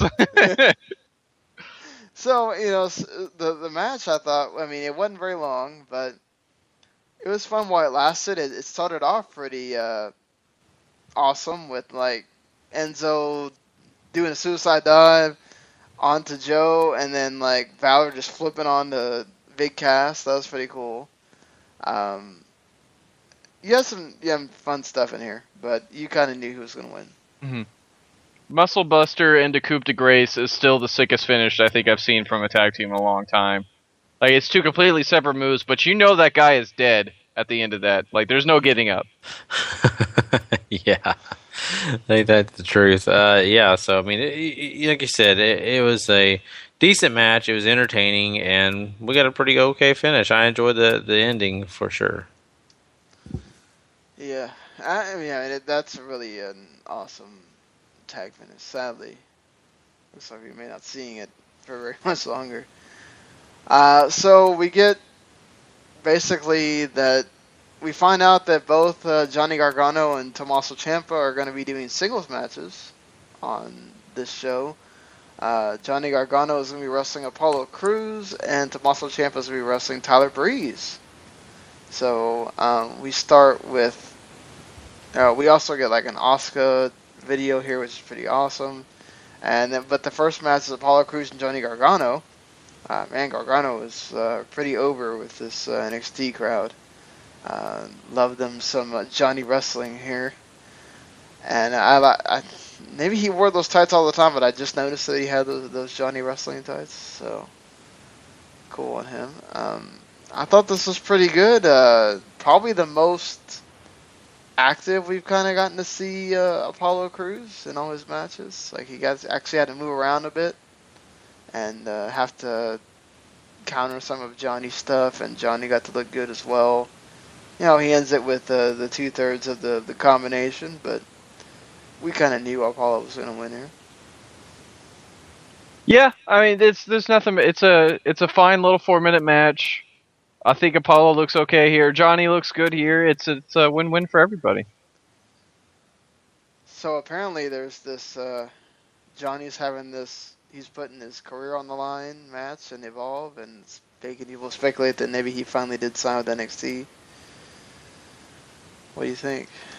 Not all that shocking to me personally. Just 'cause, I mean, Johnny Gargano is a great wrestler, and he's one of those guys. If the idea of getting indie names to NXT to keep it drawing as a brand is a thing, then he's totally a guy you should go get. But him on the main roster, I don't see him going anywhere. So unless he does like a whole overhaul here in NXT, which is totally possible, I don't see him working out whenever he makes it to the big show. What do you think, Gary? Yeah, I'm just kind of the same way. I mean, I like Gargano. He's great. He's entertaining. But it makes me wonder what his ceiling is. I like him though, like I said, and I'm a big Tommaso Ciampa guy. Everybody knows that, so I'm kind of rooting for both these guys to be a permanent fixture on NXT. Well, at least we know one half of the team is. Maybe Ciampa will join him shortly. So we get a cool backstage segment here with I think this happens first, but we'll put this all together here. So we get a cool little backstage segment with Regal pulling Dana Brooke and Emma into his office, and he basically tells them they didn't appreciate that Dana interrupted the contract signing of Asuka and all that stuff, and basically he's like, well, I'm gonna show you this video, and I guess it's Asuka like kicking. We eventually find out that it's an Asuka like kicking a bag, but he makes it seem like it's Asuka like just murdering someone or something. And Dana has this like look on her face like, whoa, okay, got a little bit more than I bargained for. And Emma's with her like, all right, you have fun with that. And certainly now her mind is a bit shaken after that one. Mm-hmm. And then she has a match with Emma against Billie Kay and Peyton Royce, who certainly feel like the jobber lady tag team here. So they don't even get entrances or anything. They do have their matching outfits. Other than Peyton Royce doing a botch where she falls off the middle rope or top rope, everything was good. Good Lord, Peyton Royce has long legs. Well, so does Billie Kay, but geez, the fact that she can like wrap it around the ring and kick her, I mean, that's pretty amazing. So, yeah, I mean, I don't know. What would you think about all this? Well, I mean, there's not a lot of difference between Asuka kicking somebody and somebody dying. So, the comparison there was apt. Oh, man. I'm really looking forward to seeing that match, though. I want to see what her offense looks like in the WWE setting. Just because it's always fun to watch how people change whenever they make the big leap, as it is. The tag match I really enjoyed too. Billie Kay, and I mean everybody knows how I feel about her. Star in the making for sure, in my opinion. I think Peyton Royce has something. I just, when you look at the difference between her, Billie Kay, I think, has to look much more than Peyton Royce does. But everybody looks good here outside of the little botch that you mentioned. Emma still like the shining star below everybody else that just is begging to be used in a better way. Yeah, definitely. I'd agree. At least I let her have her own entrance for this thing. Yeah. That's something. At least you got something out of it, right? Match was fine. Did its job. I think the most interesting thing about this is, I was watching NXT, but I was also doing a few other things, and I just kind of got the wrong impression when Regal was showing Brooke and Emma the video. At first, I thought she was showing them, or he was showing them Gawker with Hulk Hogan. Just the response, just the looks on their faces, and then I realized later that we did see was, Sokka. So I'm glad it was Sokka. I'm glad they cleared that up. Yeah, they were mortified. Yeah, they were terrified. They saw Hogan naked. I mean, to be honest, I think anybody must have been mortified when they saw that video, but whatever. Moving on from that terrible segue you just gave me, Gary. We have this neat little interaction here between Dash and Dawson and Gable and Jordan.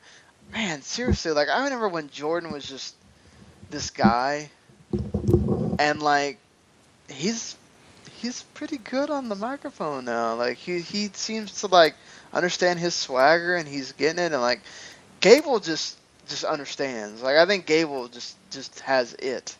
Like, he is just, I think we've said it on here. I know other people have said it. I'm not going to take credit for that. Like, that dude is just, like, Kurt Angle's, like, he is like Kurt Angle's, like, almost aura, everything in him. Like, almost his sense of his comedy, his all that, like, the wrestling skill is there, obviously, but it's just like, that dude, that he's gonna be something if they can tap into that. And I think Jordan can do pretty well for himself too. I really like them as a tag team, and obviously the whole thing they have going where, like, Gable does his catchphrase and Jordan's like, oh, whatever, I'm not doing it. And I love the fact that, like, Dash and Wilder come in and Gable's like, man, he was about to say my catchphrase. That's what I'm mad about. Like, I don't care that you walked into my promo or anything. I care that he was about to say my catchphrase and you stole that from me. Like, and then, like, I don't know if it's Dash or Wilder. I can never tell them who's what, but, like, he's like, be original, bro. Be original. Like, just... okay. Gotta love it. Yeah, I mean, I think they stumbled onto something here with Gable and Jordan. Jordan has the look. I think Gable has everything else. I enjoy the mechanics a lot too. They're very, very good in the ring. So I mean, they're a nice addition to the tag team division, even if they don't have clear-cut characters yet that we're like. That comparison of Tully and Arn children or whatever is very apt for them. Like that's what I get when I think about them, when I see them. It's just like, it's that team of guys that they're just good workers. They're probably not going to be anything but that, but you can always use those guys. Hey man, those Brainbusters were tag team champions. Yeah, I'm not saying they could definitely be tag team champions. I'm just saying, past that. Yeah, I don't know what else you have for them, right? Well, certainly, or at least it seems like they have a lot going on for Tyler Breeze, going against Tommaso Ciampa here. Ciampa got quite a nice offense. He got to do his knee smash thing in the corner. Too bad probably Ciampa's probably on the you can't do that list. But I mean, it would be awesome to see him get to do that. I thought this was actually pretty good. It got a lot more time than I thought it would, and Breeze just has to hit the Unprettier or the beauty shot or whatever. I forgot what it is that he hits, but he does it, and there you go. Another fine match. I think Ciampa is the guy out of him and Gargano that is bound to have more success in the WWE, just because I think he's so much better at putting together a character than Gargano is, although Gargano is probably the better wrestler. But, I mean, Ciampa and Ambrose needs to be a team or something. That needs to be a thing. They are tailor-made for each other. Sure. Honestly, you say that, and that actually is a beautiful image to me. So. Yeah, I mean, that is a wonderful image. I want that to happen now, extremely. I'm a Ciampa fan, but now I'm even more a Ciampa fan if he's tagged with Ambrose. Agreed. Team Anarchy. Hey, and the theme can be, riding through this world. Oh. All alone. How do I know Yeah. you're gonna? So. Hopefully we don't get sued for. Yeah, I'm sorry. That part of the song. Just a couple lines. You'll be amazed at the people that apparently you can't even do that, or they go nuts that you sang that. I'm just like, really? It's that serious? Okay. I sing it so terribly. I mean, that doesn't make anybody money. So maybe that's why they're mad. You're detracting from record sales now, Gary. I guess so. Although I probably sing it better than Kanye West sings, so I feel better about myself. God. So. Wow. They did have a little promo there with Baron Corbin and Rhino, which was, I guess, trying to say that you shouldn't make a big deal about the fact that they can't get along or whatever. Oh, we forgot. How did you guys like the whole... I really enjoyed that promo video, or the build-up video with Sasha and Bayley. It almost gave me that, Shawn Michaels, Bret Hart vibe from when they did the first Iron Man or whatever. Just you had Sasha doing the getting ready and some of the stuff, and you had Bayley doing that too, running and all that, just really it didn't have to go the extra mile or anything, but I just felt like, man, this is stuff that you only wish the WWE main roster would do, but somehow they just are devoid of doing that. The video's great. I mean, there's no way you could not be any more hyped for this main event at Respect. It's just, I don't know how if you're not gushing from overexcitement and this video does nothing for you, then see a doctor because you're dead inside. That's just the thing. Yeah, exactly. I mean, what a wonderful package. And WWE always does a good job of putting together video packages, but this one especially, it does harken back to some of those old great packages you get a chance to see every great now and again that just really get you involved. And so what? You've seen some of these matches, so what? You've seen some of the promos, but they put it together so well that it's almost brand new to you, and you really feel like you can get invested into everything that's there.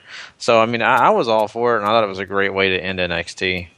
Like the ones that stand out to me, when you're talking about those like great, are the ones that even if you've seen them so many times, whether it's with the music connected to it or whether it's just whatever it is, whether it's the few that you're thinking of, like when you can watch that and you go, man, I may have watched this match a bunch of times, or I may have seen this or that, but like that really gets me. I really want to watch this match. So like it really gets me into it, just. And I thought that video did that for you. Like it made you feel like they're on par with the men. They're doing this big match. Bailey made a big point about how she's studying older Iron Man matches and stuff. Like I just really thought that was awesome. Because they didn't have to do that. They could have just made it any other kind of video package, and it wouldn't have been that big a deal. And so it really feels like a big main event for your show, and I appreciate that. Because you don't get that, you don't feel like that's what's gonna, that would happen with, the Divas Revolution stuff on Raw or whatever. Mm-hmm. No, exactly. So, yeah, I mean, I'm right there with you, and I'm glad at least NXT is able to shine and do things like this, and hopefully it is an influence to the future of what WWE might do. That's my hope, at least. So, well, I guess that wraps up NXT for us. That concludes that part of the show. But man, we've got a big card ahead of us to talk about NXT Takeover Respect coming up this next Wednesday night. And of course, we'll be covering that show and reviewing everything on that next Thursday episode, like tonight you're listening to. We'll be doing next Thursday and talking about this. But we're going to give you our predictions. And so let's go ahead and break this thing down. The first, we may or may not get to do something special for that Takeover Respect while the show's going on. So yeah, we'll have to keep you updated on that, right?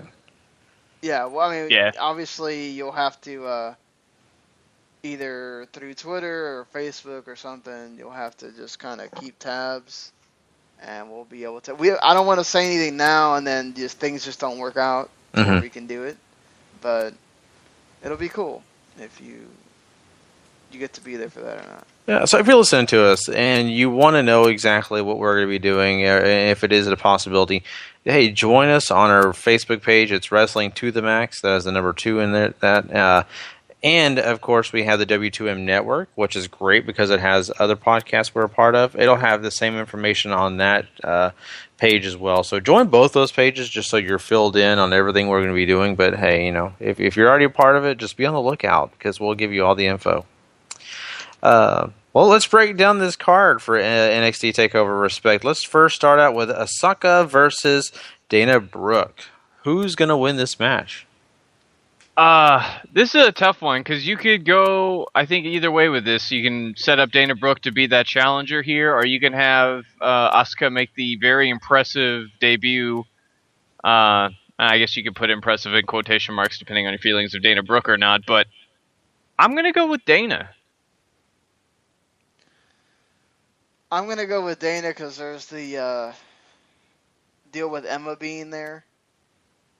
And then you already know Bayley's tied up with the other match, so unless you're going to involve someone else here, which is a possibility, I don't know who you would bring out from there's really not anyone left on that roster that would elicit fear in Dana Brooke, and unless they have like Charlotte or Becky show up just randomly for some reason.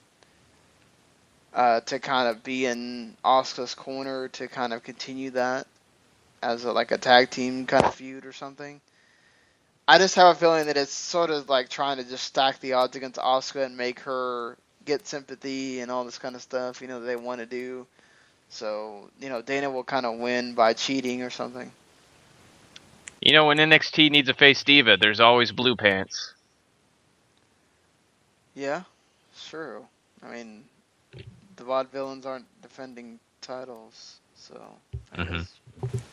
Yeah, she's free, right? So, I think you guys are onto something.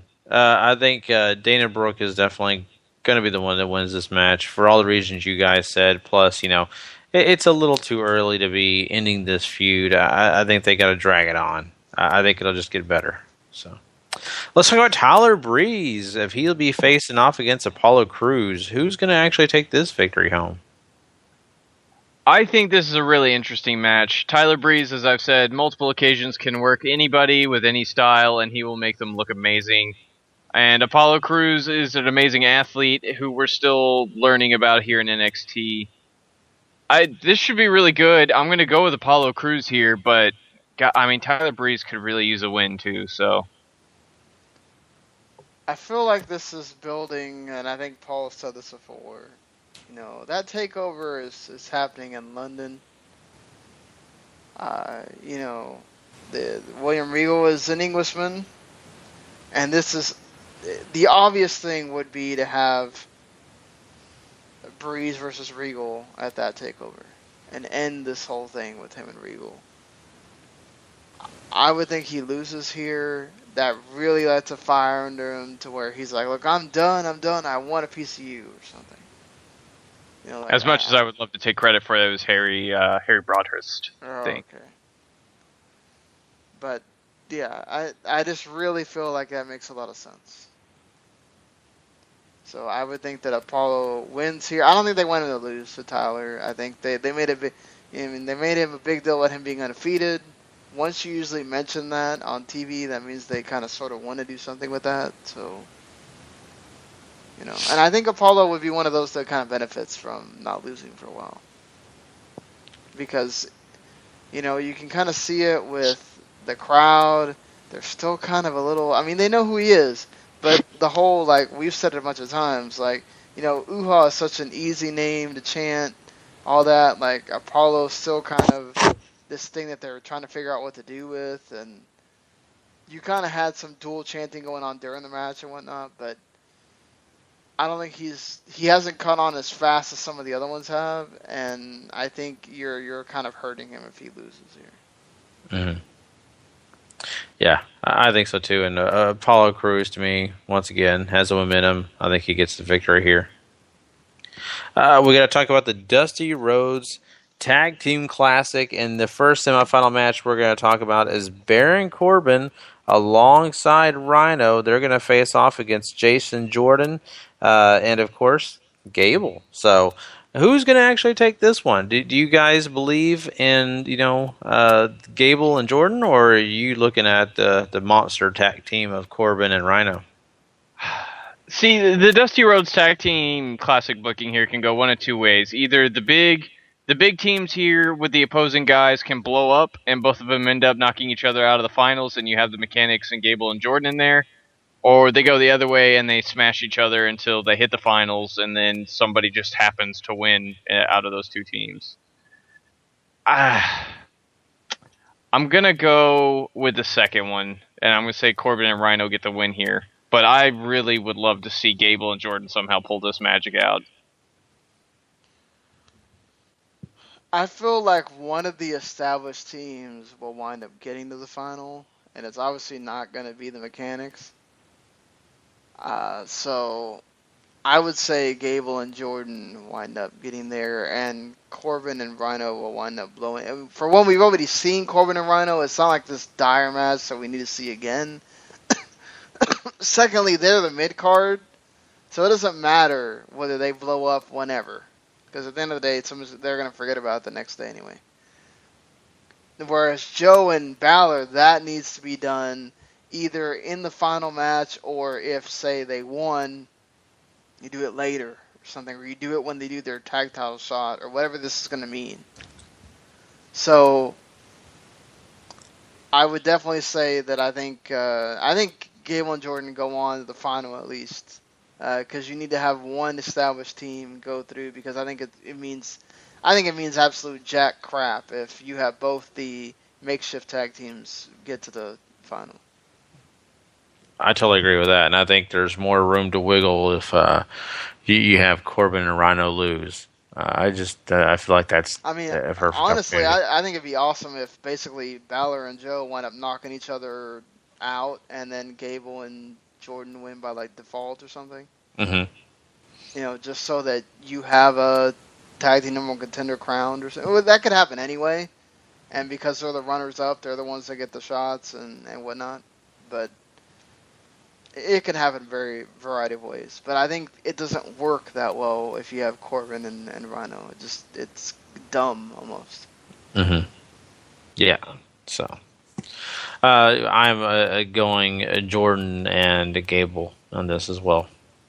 Let's go ahead and talk about the other semifinals match in this tag team classic, and that is, of course, the tag team of Finn Balor and Samoa Joe facing off against the Mechanics. Who do you got going through here? Yeah, I'm with Sean. This is clearly a Balor and Joe moment here. One more muscle buster into Coupe de Grace with feeling before we get them murdering each other. One more with feeling. One more with feeling. There was no feeling in 4. Well, the person who takes it won't be feeling anything, so he'll be dead. Right. Yeah. So, and that's the way you're sticking, Sean? You're sticking with that? Yeah. I think it's like a no-brainer. I mean, if they do something else besides that, that's like total Vince Russo swerve territory there. Yeah. Now, I mean, so since we got this, just before we move on to the next match, I got a question for you guys. Now, we're looking at this Tag Team Classic. Do you think that, we got that final coming up, but not only that, I mean, this seems like a big deal, and they've done a lot for this. Is this going to be a yearly thing, or are they going to change it into another name, just kind of like, this is the only year Dusty Rhodes' name is going to be on it? I really hope they keep the whole thing. I mean, it's a neat idea. It keeps your tag team division sort of working towards another goal to have besides the titles. And it could be a great way to introduce other teams, which is always a good way to keep your tag division growing. So I really hope they keep this around. It's a yearly deal, and you keep Dusty's name on it so we can see that awesome video package every year. I honestly wouldn't have a problem with them like almost doing the New Japan model, where some of these takeovers aren't always necessarily built around like that big main event thing. Like having a takeover that is more built around the Tag Team Classic, or say you have a tournament like you have some kind of thing that's like, okay, well, you have one that's for the women or something mostly, and you have one for like the main title or something like that. Just like you have a bunch of guys competing in a sort of like almost a King of the Ring sort of thing. Like I don't necessarily. It just depends on how many of these they want. If it seems where they're almost adopting like a every 2 months model at this point. So, and we're gonna get that, I think, for the next 2 or 3 times, because we're gonna get, the one in October, we're gonna get the one in December, and they might make us wait all the way till April for the next one to do it around WrestleMania time, or they might do it in February or March or something. Who knows? Mm-hmm. But I think if you're going to do more of these, it might be an interesting idea to kind of have them based around a theme, and you kind of keep that every year or something, especially the Tag Team Classic one. Like that's because you're always going to have different tag teams, Mm-hmm. So, and even if you have a clear challenger or something, it's always a way you can like put in a third team or something to make things interesting. Yeah, very true. So. All right, well, we'll have to see, and of course, we'll have the tag team final later, but, of course, these are going to be your semifinals. The last one that we have on this card is the 30-minute WWE Iron Man NXT Women's title match here. And then, of course, is our champion Bayley coming in. She's going to face off against Sasha Banks. What's your thoughts on this? Is it going to be great? What are you looking forward to? And who's going to win? That is a very fun question because, clearly Bayley should win here if we're going to get a clear winner. But, you go the 30 minutes and it's a tie, and the idea of what the crap do we do now, I think would be a really fun story to go with. But yeah, because you could use a tournament or something like that to establish more of the women around NXT. But, all that failing, Bayley, totally a good way to go here. Bayley, this is totally set up as Sasha finally just completely respecting Bayley, putting over Bayley as she is the person to usher in the new generation or the next generation of NXT women. It'd be kind of pointless for Sasha to win here. I totally want to see they go to the draw and get overtime or something thing.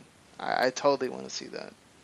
I'm not that I'm going to be upset if there are falls or whatever, but that's kind of how I want it to go. Mm-hmm. Yeah, I think Bayley for sure, and it's going to be interesting though. It's going to be a hard fought battle, and I just think there's going to be a lot of surprises for us. I think so, and it'll be interesting. We may even see some other faces that we haven't seen in NXT for a while. I don't know. You just never know what could happen here. That pretty much takes over the card for you guys. That completes it all. So everybody, I hope you look forward to checking out the review of this. I'm excited about this, and once again, this is the one we're all three really looking forward to watching. It'll be exciting. But now, guys, it is time for us to move on from NXT, and we have some other promotions to talk about. I want to remind you guys, we're still going to talk about Bound for Glory. We're going to cover the go-home show to Bound for Glory here on this show. And, of course, we're also going to talk about AAA's big pay-per-view coming up. But before we do, we need to talk some Ring of Honor, guys. That's right. They had a taping, and there's a lot to talk about here. So we're going to go ahead and jump into that next. But, don't forget about the rest of the stuff. But it's time for Ring of Honor.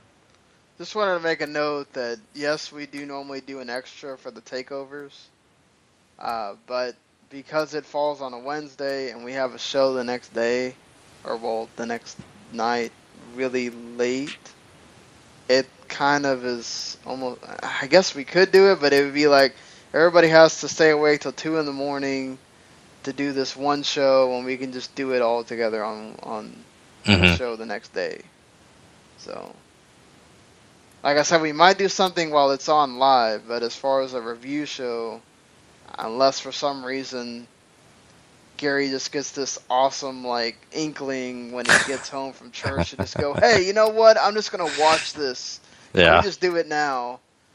Then Yeah, no, I think to me, it's got its own spot on our regular card when we cover our show, and I think it works just fine there. And I think it'll be a lot of fun to talk about on the normal show. So. Yeah, I think it's good there. All right. Well, let's get the Ring of Honor then.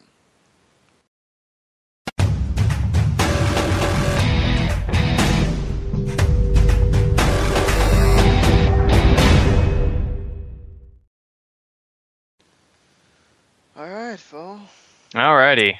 We have the New Japan guys back and kicking around Ring of Honor, and we jump right into the good stuff with Matt Sydal taking on then IWGP Junior Heavyweight Champion Kushida. He is obviously not anymore if you listened to our show this past Sunday. Cheap plug there. Great match here, though. Sydal and Kushida really go out there and kill it. The end is a little lackluster, but Sydal gets the big win with the shooting star press. It's a fun lead up to the end, but there's nothing. It's kind of flat at the end, if you ask me. Gary, I missed this. Did you miss it? I watched everything else, but man, we had a lot of stuff to do. Well, you know what, Sean? I sadly didn't get a chance to check out the entire TNA Impact show, so I'll cover you this if you cover me on that. Yeah, go ahead. No, Paul's right. I mean, this was starting out to be a really exciting match, and I enjoyed most of it.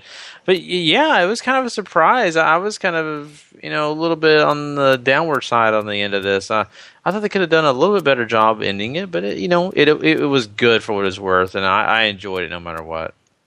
Yeah, anytime Kushida wants to step inside a Ring of Honor ring, I'm totally going to be glued to my television screen. So, and both of these guys just do a great job together. It was exciting to watch. It's true. I mean, hopefully we'll get to see this over in New Japan too. Now that Seidel is kicking around over there, but we shall have to wait and see. We follow that up with The Decade coming out. Whitmer is all kinds of pissed off that Adam Page isn't getting the respect he deserves and getting those main event matches, which segues into him in a four-way with Will Ferrara, Moose, and Watanabe.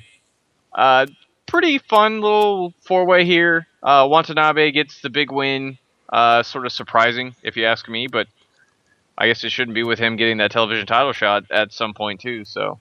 Mm-hmm. Yeah, and that was a big surprise to me too. To be honest with you, I mean, I get it. He's been hanging around ROH and working with them, but I don't know. I just kind of thought someone else would get the rub here, but it is what it is, and it doesn't really hurt anything that Watanabe won. I just kind of felt like someone like Moose or even maybe Ferrara would get a chance to get this victory, but it's cool.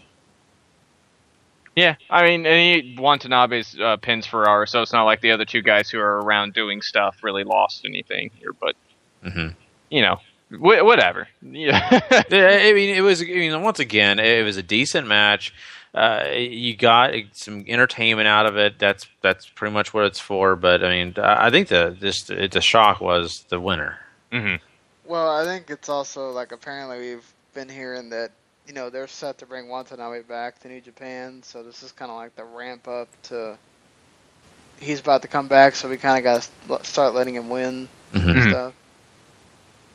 I mean, that's fair. I mean, he's earned his respect from the Ring of Honor faithful too, so it's not like it's a terrible way to go either. Right. And we're about to take a turn into Strange because out comes Bushwhacker Luke, walking past commentary. Him and Cheeseburger have a run-in with Brutal Bob Evans and his little protege guy, and it's weird.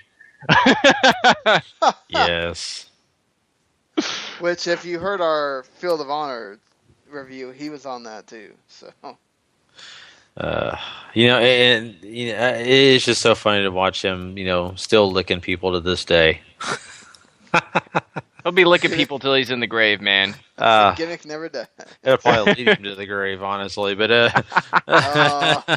just saying. No, this wasn't bad. I mean, it was nostalgia. It was a little bit of fun, but it's always nice. Anything with Cheeseburger involved, I'm sold. Right. Of course. Yeah, and I'll be happy to say this. Just a quick note: if anyone listens to Chris Jericho's show, he doesn't even know who Cheeseburger is, but he loves him, and he got a free T-shirt from ROH because he talked about Cheeseburger. Hey, ROH, I talk about Cheeseburger every week. Where's my shirt? Apparently, we just need to get famous, or Gary. Dang it! You could try to forward them a clip if you talk about it. Maybe it could have happened. All right, we'll have to work on that. He's sexy and he has a wonderful shirt. Buy it tomorrow. All right, there's a clip. That's the clip. Yeah, I think Cheeseburger would start wondering about you more likely. So next week we get some matches from Field of Honor, which we have talked about before. I think we did a special for it. If you haven't seen the show yet, or heard us talk about it, this is a great way to do it because the matches they're going to be showing, the Briscoes and the Time Splitters and Strong and Okada are just wonderful. So go check that episode out whenever it airs this weekend and Wednesday. But our main event for this week is Adam Cole, and God bless Larry Sanka. He put Bebe in parentheses after Adam Cole, and I just love him to pieces for it. In his review, Adam Cole is taking on Shinsuke Nakamura. We know this is going to end well, and it absolutely does. These two put on one hell of a show. Not enough things I can say about it that will do it justice. how can you go wrong with this? I mean, there's no way you could ever go wrong with this match. It's as good as it sounds. If Sean, you get a chance to see it, maybe hopefully you get a chance to see it in the near future. It is worth your time. It is just a blast. I mean, that's all I can say about it. I mean, from start to finish, I enjoyed it, and it just even though Adam Cole, is not always the guy that gets over, at least he's a guy that showcases all of his talent. So I enjoyed it. Yeah, he showcased very well here too, even though he loses to Nakamura to Abumayi. But Jesus, it's a great match, and if you haven't watched Ring of Honor for this previous episode, you should totally go do that, because this match is well worth your time. Mm-hmm. But that's a Ring of Honor. Yeah. So there you go, guys. It was, like I said, another great episode of Ring of Honor. Of course, it helps to have some of these awesome people from New Japan involved, and definitely worth your time. So, okay, guys. Well, it is time for us to get on out of here and move on, because we need to talk about Bound for Glory, but we can't talk about Bound for Glory until we talk about that TNA Impact episode leading up to it. So here we go.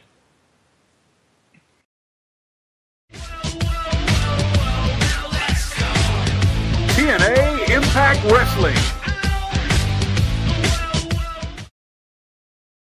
You know what? Just for that, TNA.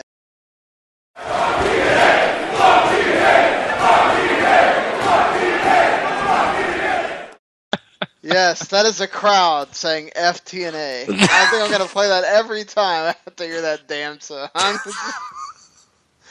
So, we continue our theme of changing things. We're going to do the same thing we did for Raw with TNA here. See if that works out for you guys. There better be a contingent of people yelling and screaming that they like the other format better, or we're not changing this. So, because I love the fact that we took 35 minutes to review Raw and not an hour and a half. So anyway, TNA. Oh, this is like the first time I've watched TNA in like 2 weeks. So, you have an opening segment with Paul's dear friend EC3 talking to his Aunt D. Basically, EC3 is all about sitting there just... He's the man, and he's kind of like upset that his Aunt D didn't personally ask him to be part of the TNA fighting off the GFW invasion, because he would have been all over that, like kicking everybody's ass and everything, ZT3 is that awesome. Basically, Galloway kind of got in his face, and, that's the challenger for the title, so they kind of had a little face-off there, or whatever.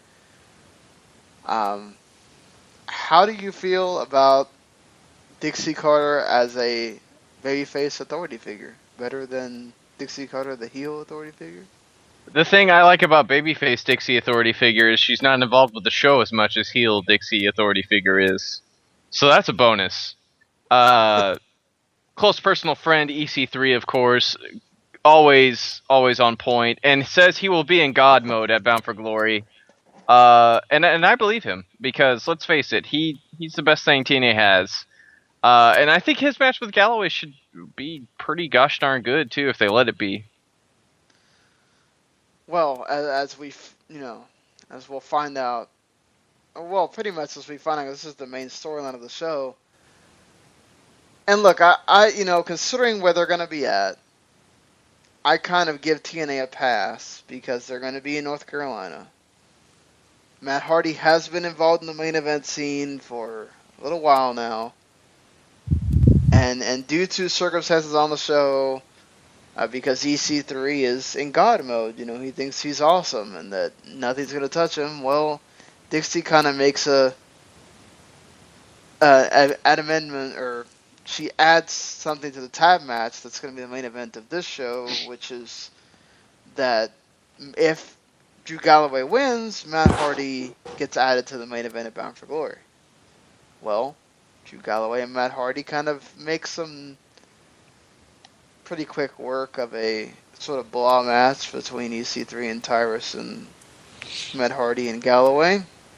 And Matt Hardy is now part of the main event. But not only that, his brother Jeff is the special referee.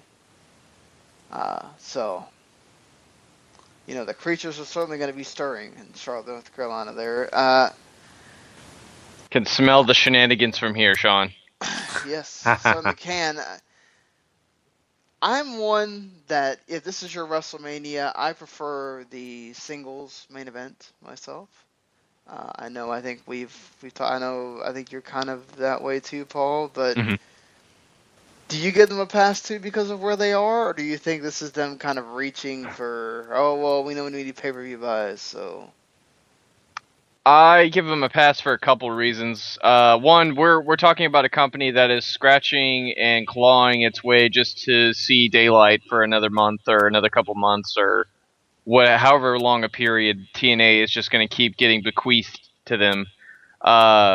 Secondly, I mean, yeah, you nailed it. The Hardy Boys, North Carolina, you got to do something with them. Putting them in the main event helps a lot, especially with them promoting again in the Carolina area with Omega. Should really help draw in some fans. So that's a smart move too. What do you think, Gary? Yeah, I mean, just the location apparently is something that's really great to me, just because of the fact you do have those, hardcore wrestling fans down there in Carolina, and it's a good spot. The one thing I will say is that I expect a few Omega chance, here and there, don't you? What do you think? You think they mean Kenny Omega or something? Yeah, no, I'm just joking. Oh, I forget the name of the promotion that Jeff and them do. Is it an Omega? It's Omega, yeah. Okay, I thought so. Okay, that's like, what did That'd I get be awesome wrong? though. I feel like they're just. Yeah, everybody's like, no, is they mean Kenny? No, I think they mean Jeff. Went to I want the cleaner to show up. Clean up TNA. Yeah, there you go. God, that would be really awesome.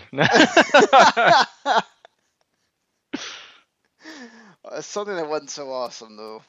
Oh God. Oh God, this Mahabali Shera and James Storm. Love the dancing. He literally points one finger at his shoulder and points the other finger at his other shoulder. That's a dance? Like, oh.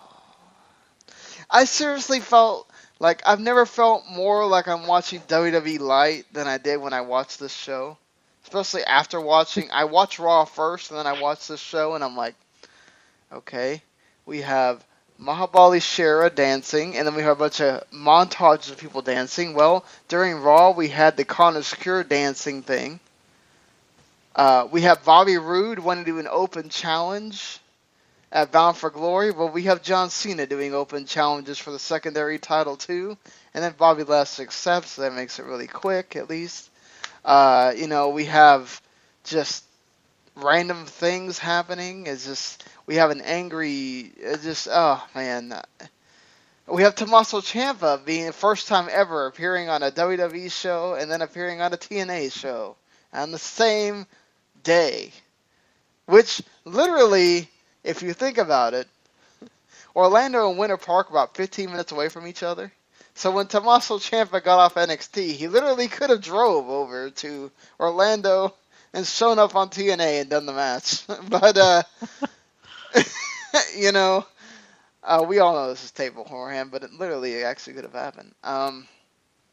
It's just really weird to me that there was just so much correlation between this. It's just like, I thought we were trying to be different, TNA. I don't feel like we're doing any of that. Not to mention you have the tag teams in the women's division, and then the tag teams in the Divas Revolution thing. So it's just like, my God, just so many things happening. Just it's too much for me. But anyway, I wish this would have lasted about 2 minutes, but this thing lasted a while. It was okay. Look, I know Larry loves his brawls and whatever. Good on him, man. But I just can't get into Mr. Shera. Not to mention he almost fell off the top rope and looked like he was about to die when he was up there. Abyss and Manic came in and basically helped him win, which was stupid. Because they wanted to get at James Storm because they were mad at him or whatever. I'm glad that they did throw in the story of the fact that Manic has always been his friend, because at least there's some kind of continuity there. But Yeah, just... This wasn't good. This wasn't good at all. I think this is Storm's last appearance on TNA. Like, he's done with him, right? Yeah, he's done. So I think this might be it for him. Shera, he has the look. That's about it. That's really all he has going for him. So is the look enough to push the guy, and the fact that you're going to India? But for TNA, I think so. This isn't the first guy that they push based on a look. Magnus comes to mind early on in his career. They were pretty high on him and pushed him hard. And fortunately, he worked out for him. Shera, I don't think will work out. But they're going to take the chance and see what happens. Right. You got to give the kid a chance, but, right now he's not doing it for most people, I'm sure. I love the fact that D'Lo Brown still has naming rights to that move so many years later. At least he was in TNA, so I guess it's fine that they call it Pope was yelling the fact that it's Sky High or whatever. That does actually have a name. It's just, I think it's so funny. They just, Pope's like, oh my god, the Sky High, it's happening. It's like, the dude's Indian. That just doesn't sound right. Like, it's like I'm not gonna recognize anything happening there, but you're supposed to recognize Sean. It's in his theme song. Yeah. Oh.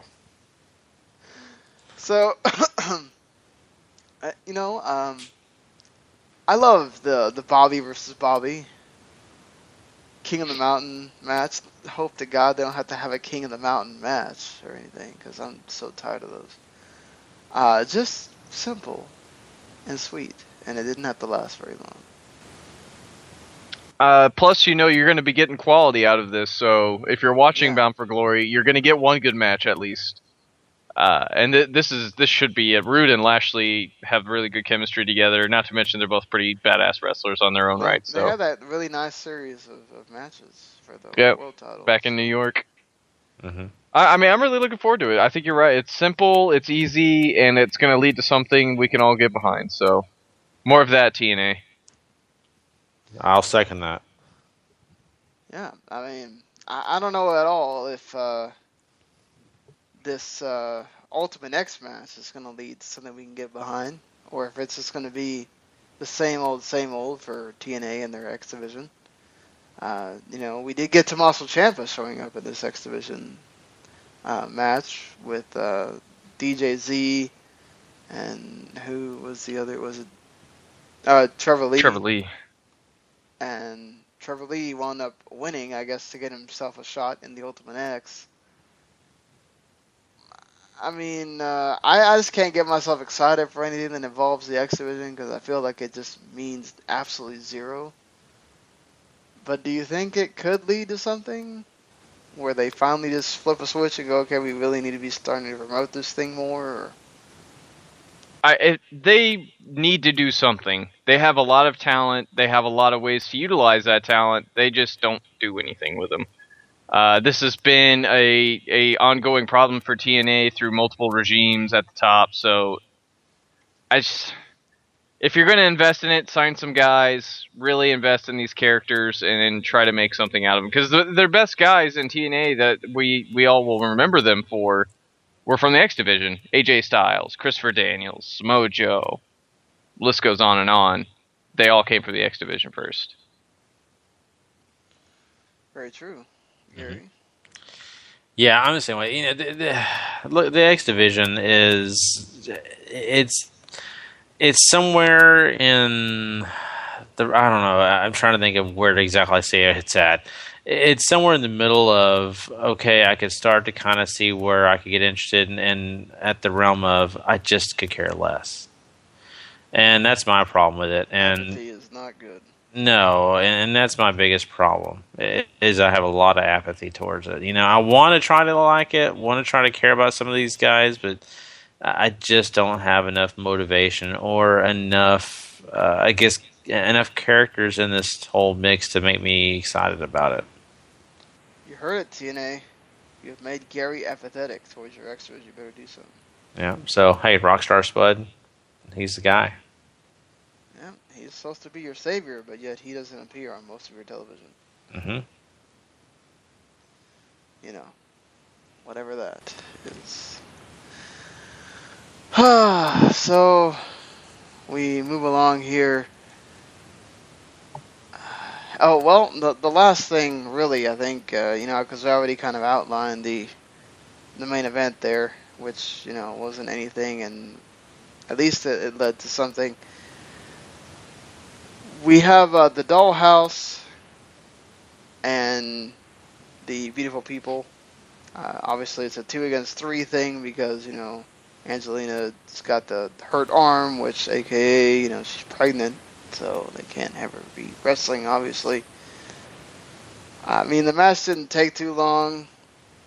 They had Rebel do the whole Mr. Fuji and putting the powder in the eyes. I was waiting for Hulk Hogan to show up and somehow win the title there too, but that didn't happen. And then the match was a win for the Dollhouse, and yeah, I mean I totally respect and understand the whole Gail Kim and Awesome Kong thing. It's great history, great all that. But you have had this storyline with Gail Kim and Taryn Terrell for what seems like forever on TNA, and you don't even have a resolution to that. At least between the Taryn and Gail Kim part at your biggest show of the year. It makes me feel like this storyline is inconsequential to what is going on. But maybe that's just me. I won't say you're wrong there because they have several knockout feud things going on right now, which is good, but it's everything sort of getting lost in this massive shuffle of things they're trying to do in the division, which maybe is a good problem to have. I don't know, because we are not used to seeing a women's division getting treated this well on television recently. So I'm excited for Kim and Kong at Bound for Glory. Don't get me wrong, but I feel like you're doing yourself a disservice by not featuring the Dollhouse, even though they're not as awesome as they were for the month or so that they were fresh and new and all that. But they deserve something here. Right. I mean, I get it. They're trying to do the 2-team thing, and that's cool and all, but it's just like, I don't know. Maybe if it wasn't being done somewhere else, and I get it, this stuff gets taped way, way, way in advance, but it's like, we went through this with the Divas Revolution stuff. We wanted that to... I just don't know that this is going to do... Because we know what's going to happen here, right? The Beautiful People are going to win. So, is it really going to do anything with the Dollhouse at the end of the day? Unless you're just going to have them all rebel against Taryn eventually because she just gets mad because they didn't do what she wanted, and then everybody goes their separate ways, and you just have the big women's, the big knockouts division or whatever, but I don't know. I don't know either. That kind of seems like a theme here, especially with this group. I think they do some good things, and I'm not totally down on the knockouts division. I just think that they have some ways to go to get everybody totally invested, and I just right now I'm still not totally invested in everything they have going. Speaking about totally invested, are you any more or less invested in Eric Young after this evening? Like I'm at 0 for EY, so I just know that Larry loves him some crazy EY. I'm like bearded man ranting insanely while watching all these guys come out and want to beat him up. Okay, I get the part of wanting to beat him up, that's fine. And then having Anderson basically just do the mic check, like, alright, well, There's a guy I don't care about in TNA, and then Kurt Angle is back to wrestle him. Okay. I mean, cool. They've had a story going on through the year too, so I mean that's cool. They get to play off that. That's fine. It's just like, I'm so over the EY thing right now. He's done nothing for. I mean, the Chris Melendez thing killed any interest I had left in him. I don't care. Yeah. So, he's not trying to take any more prosthetic legs. Yeah. Oh, brother. EY, I mean, it just amazes me. A guy that's been a champion and all that, and then he's doing this character, but it's just so sucks to me, the situations the TNA has put him in. It just, to me, because I think the guy's great. I just think that, what he's been asked to do is not. No. But, I mean, the match should be okay at least. Yeah. So. Well, how do we feel about this show? There's not a lot of good stuff happening here. There's some average wrestling. There's a little bit of okay build-up here and there. This wasn't as good as Raw, so I think Larry was on it. I think 4 about covers it. There's also a lot of stuff on here that has nothing to do with the pay-per-view. So. And not to mention, the main event also featured 4 guys who used to be in WWE. I just thought I brought that up. This is just like, that's fine. I just was like, oh wait, yeah, these are all former, okay. Yeah, I think, Paul, you had it right. I think, 4 is probably okay. I would give it a 3, but like Sean said, the WWE light, so I just 1 point down is fine for me. Yeah, 4. So that works for me. All right, guys. Well, let's go ahead and jump into this Bound for Glory show. We've already kind of talked about some of these matches, but we are going to give you our predictions. So quickly, we'll run down this card and get it done. Let's talk about Kurt Angle versus Eric Young. Give me your thoughts. Kurt Angle, hopefully this doesn't take too much time. I don't know how great this is going to be, but I think Angle gets the victory here. Oh, this thing's actually at least going 15 minutes, because that's what they do. Kill me now. Yep, I feel you. Feel you, bro. Okay. So, let's go ahead and move on for the Bound for Gold Gauntlet match. And, of course, we have several people involved with this. Mr. Anderson, which is probably Paul's pick. Abyss. We also have Robbie E., who I am kind of a fan of. Rockstar Spud is amazing, so you can't forget about him. You also have Masha, whatever his name is. Mahabali Shari. I can't even pronounce his name. You also have Tyrus as a part of this. Yes, he actually gets to get in the ring and do something, people. You also have Jesse Goddard. You also got a few other people like Eli. Aiden O'Shea. Having a clue. Yeah, you got So Drake. Are they trying to have Sheamus on their show now too? Just saying. Yeah. So you have a bunch of different people. Chris Melendez, of course, we already talked about him a little bit. So there you go. There's the guys that involved in this match. Who's your best, pick? There are a lot of guys in this who have a whole lot of nothing going for them, and that's a problem. If these guys are supposed to be able to credibly challenge for the world title, I'm not feeling it at all.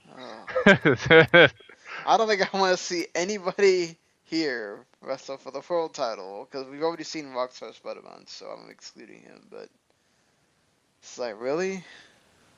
Aiden O'Shea is Jay Bradley, who has showed up on TNA before. Oh, Jay Bradley. Oh, he was decent.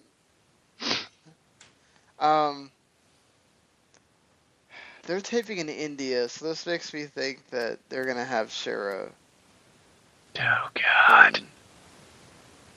My post. You know that they'll do it. They'll go ahead and have Shera do it. They'll try to build him up in India. They'll have Shera go against EC3, and then somehow Cheryl gets screwed over, and then when they get back to the U.S., nobody will give a crap.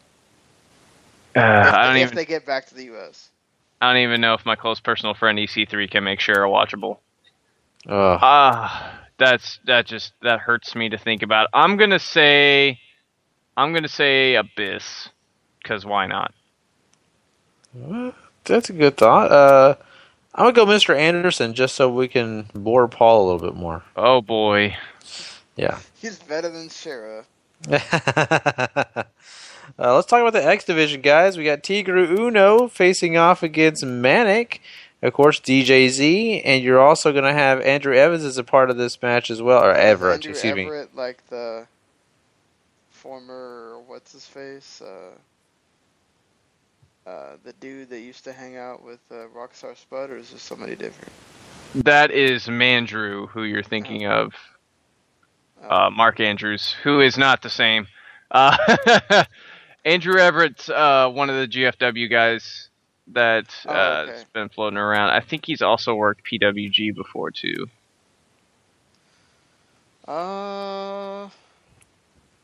Tigre Uno. I mean, this match just, I really don't care because it's just like a bunch of people, so there's like no build to this, no. None of these guys have been made important. It's just a bunch of people in a division, so I just don't think that they've done all this stuff with Tigre Uno. I don't think they have him lose it here. Oh man, I really hope Tigre Uno retains. This should be pretty gosh darn good though. Andrew Everett is a fun talent. DJZ is what he is, and Manic is one heck of a wrestler. So you should get something hopefully pretty entertaining out of this. But hopefully Uno retains just because personal preference. Yeah, I'm agreeing with you guys. I totally hope Tigre Uno pulls this off. So we'll have to see if that does work out in our favor. Let's talk about the TNA tag belts. That's right. We got to talk about the Wolves. They're going to be facing off against Trevor Lee and Brian Myers. So who's going to be victorious here? Nah, this is going to be good. Yes, we've seen flashes of good stuff on Impact from these guys. Hopefully with more time, they'll be able to do something. Trevor Lee, I think very highly of. A guy who came up in the Carolinas, made his way through PWG, is starting to get a lot of East Coast attention now. Brian Myers, of course, former WWE guy, whose name escapes me at the moment because I'm very tired.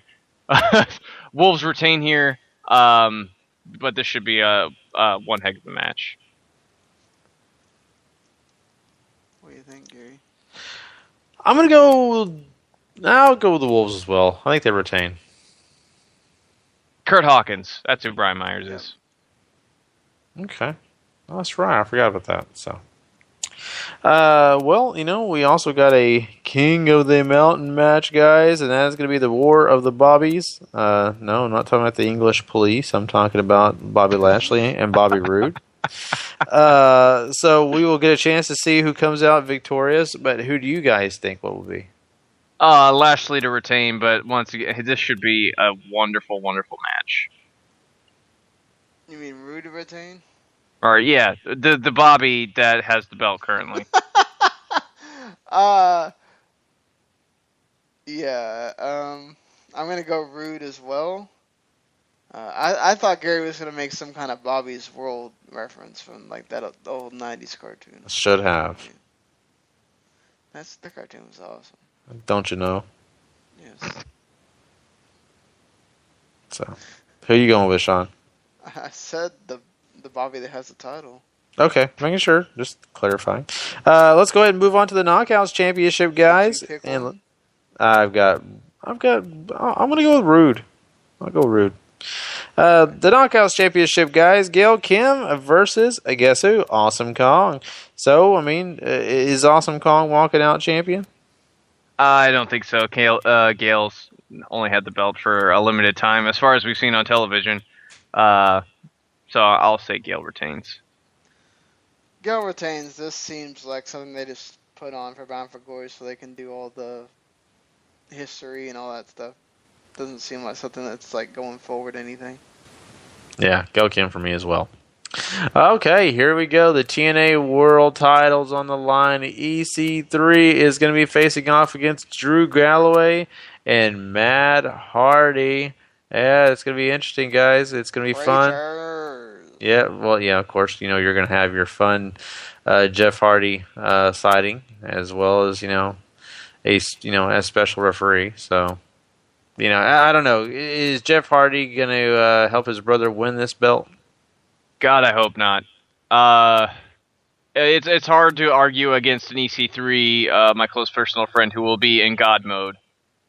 So by hook or crook, EC3 walks out with the belt. If TNA does anything else, they're just silly. I would agree completely with what Paul said. If they didn't even let EC3 keep the belt here, it makes no sense. Mm-hmm. Unless we find out that EC3 did sign some kind of secret NXT deal, I don't see why you're going to take the belt off the guy. Matt Hardy is Matt Hardy. I mean, as great of a cool thing it would be for Matt Hardy to win the title there in Charlotte. I just don't. To me, this is leading to some eventual Jeff Hardy EC3 match again, and that might be when EC3 loses the belt. But I just don't see it happening here with Matt. Yeah, I mean, Drew Galloway, I could totally see being the guy they want to have the title after EC3, but I'm not sold like you guys that it's time. So I'm going to stick with EC3 on this one.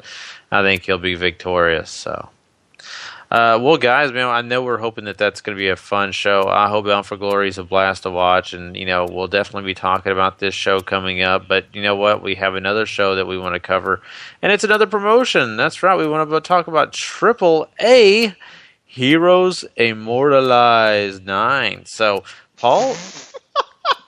I'm sorry, Gary. We need to have, Gary doing a tape of, Gary pronouncing things and, play it on here. Sorry, Gary. What do you mean? What did happen? What did I say wrong? You said immortalized. Immortalized.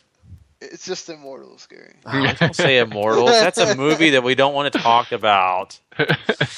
Come on, Sean. Yes, it is Immortals, you could be referring to WWE Immortals instead. Gimmick infringement. That was actually a good game, though. Yeah. So okay, well, Immortals. You're right, Sean. So, yeah. Paul, are you going to lead us to this? Yeah, I got somebody will be immortalized after this show. Maybe. We'll see. Hopefully the iPay review is not as bad. This card looks a bit better, especially the main event, which we'll get to. But first match I have listed here is a 5-way match for the Queen of Queens Championship with Reina das Reinas or whatever. Taya, the champion, defends against Goya Kong, La Hydra, and 2 surprise luchadoras who are supposed to be brand new to AAA. So we'll see who these people are. I haven't a clue who's going to come out, so I'll just go with the safe bet and say Taya retains here. But who you guys got? I'm gonna say La Hiedra, whoever that is. Taya is the easiest one to pronounce. That's why I'm going. Oh, God bless you, Gary. We have another 3-team tag team match for the AAA World Tag Team Championships. Pentagon Jr. and Joe Leader defend against Angelico and Jack Evans, who have a fancy name that I'm not going to pretend to try to pronounce right now. And Daga and Steve Payne, which is just that's not a great name at all. What? Who do you guys got here? Angelico and Jack Evans' name is the Warriors of the Sky. So, just, there you go. Translated. It's actually a pretty cool name, actually. That could be like a rock band or something. It would be cool to have Angelico and Jack Evans win. They are former champions. Retain, though. I'm going to say Pentagon and Joe Leader. Would we know Joe Leader from anything? That name sounds familiar. No. I think he's been in AAA his whole career. last name sounds like leader. Or I'm wanting a 1 liter or something right now. I love that. I'm going Pentagon Jr. and Leader as well. I think that Pentagon Jr. is one of my favorites. I got to go with him. I'm going to go with Angelico and Jack Evans just to be different. No other reason. I think we got an all Lucha Underground match. It could happen. I mean, next match is a tag team match. Drago and Phoenix, who we're all very familiar with, take on Brian Cage and El Macias.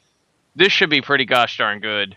Macias is getting older, but he can still work with the best of them. We all know about the other 3 if you've watched Lucha Underground. Who you guys got here? If you don't know, Macias is the Mil Muertes. Yes. So 2 big guys against 2 small guys. That should be really good. Especially Brian Cage, he works with the smaller guys very well and just throws them around like they're freaking pieces of just flies or something. It's just I'm gonna go with Drago and Phoenix since they're the luchadors. I'll go Cage and Macias. I think I too will take the heels here, and Brian Cage and El Macias. Next up is a multi-man match. It's the 2015 Copa Antonio Peña, which is the Antonio Peña Cup. This could either be a gauntlet match or a Cibernetico. They haven't announced which one yet. If it's a Cibernetico, then you'll have 2 guys starting on the outside, and you'll have like a batting order on the other side. So whenever one guy gets tossed out of the ring, the next guy will just jump right in. And then it'll be a pinfall or submission to eliminate somebody. If it's gauntlet, you know how that works, hopefully. In the match, we have Cibernetico, La Parca, Blue Demon Jr., Averno, El Hijo del, Pireta Morgan, Electroshock, Aerostar, Chessman, one of the surprise luchadors, and Nino Hamburguesa, which is like the best name ever. Like, I hope he wins. Gary, that name translated is the Hamburger Kid. That's who I'm picking. Specifically Hamburger Boy, right? Yeah. Yeah, just oh man. Hamburger's Cheeseburger's illegitimate son.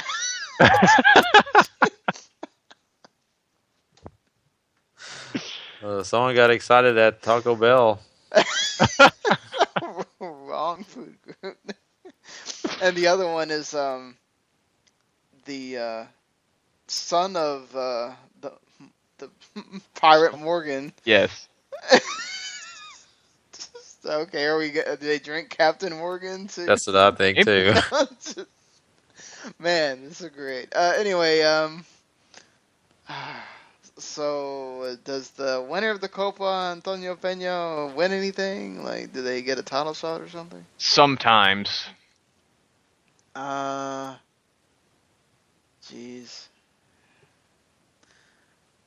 I'll say like Blue Demon wins or something. I want to go with a Hamburger Kid, but I'm going to go Aerostar.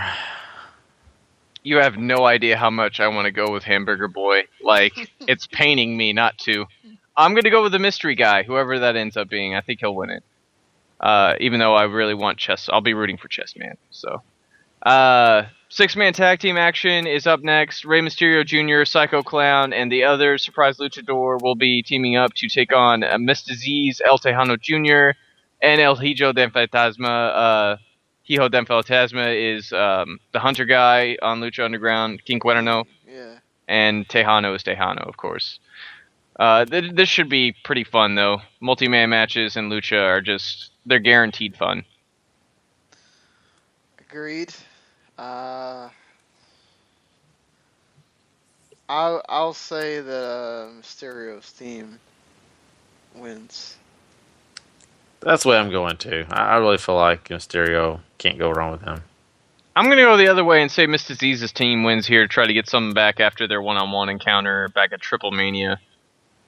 I bet Psycho Clan's just glad he's not having to wrestle the Villanos. Oh, I bet you everybody's thinking they're lucky stars and not having to wrestle those guys. That was awful. Main event, Alberto El Patron is defending the AAA Mega Championship against Johnny Mundo. this can't be bad. We've seen this match at Ultima Lucha. It was wonderful. We've seen it before. It was good then. There's no reason to expect badness here. This is going to be great because they are in San Luis Potosi for this, which is Alberto's hometown, basically. So this is going to be nuts. The Alberto's going to win. Mm-hmm. Yeah, as much as I want Mundo to win, he's not. Patron will walk out victorious here. Yeah, I don't know who will ever dethrone Alberto El Patron from being AAA Mega Champion, but it certainly is not going to be Johnny Mundo, I can tell you that much. Mm-hmm. So, all right, guys. Well, there you go. That wraps up the card for AAA Heroes Immortals. Right? Immortal. Right? Not immortalized. Other way around. Immortals, Heroes. Yeah, there you go. Technically, it's Immortal Heroes 9, but yes. Immortal Heroes and whatever. Okay. It's going to be a fun pay-per-view. Go check it out. If you want to spend the money, go do it because there's a lot of great guys. You're going to get $20 on iPay-per-view. Yeah, and there's going to be some guys. You'll get to see in Lucha Underground Season 2. So, all right, guys. Well, we only have one more thing to do, and that is crown a Superstar of the Week. That's going to be next. Superstar of the Week.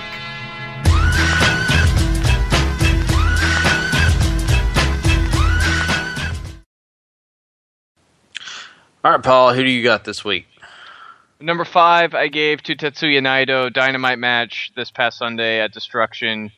Really looking forward to see what is in store for this gentleman come Kings of Pro Wrestling. Number 4, I gave to Adam Cole, baby. Great match with Shinsuke Nakamura this week on Ring of Honor. 3, I give to John Cena. Not particularly standout promo-wise, but he certainly carried his fair share at the beginning of Raw. Number 2, I gave to The New Day. They're always amazing. They're always awesome. How could you not?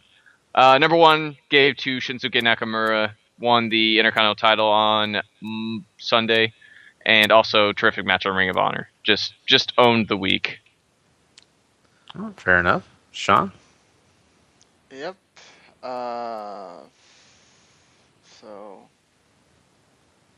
trying to remember anything else of note happened on Sunday besides the IC title match. Oh well, you had Red Dragon retaining on that show, right? Yeah. Okay. Yeah, I think so. We had that. We had I thought there was another title defense on that show. Tanahashi defended his contract Okay. successfully. Well, yeah, Tanahashi deserves props for that because that was the best freaking Fale match I think I've seen in my life. I'll give number 5 to Adam Cole for his match with Nakamura. Number 4, The New Day, because they just continue to entertain me every week, so I can't not put them on there. Number 3, I'm going to give to Red Dragon for retaining those IWGP Junior Tag titles. Number 2, Tanahashi for getting a really good match out of Fale and defending his briefcase.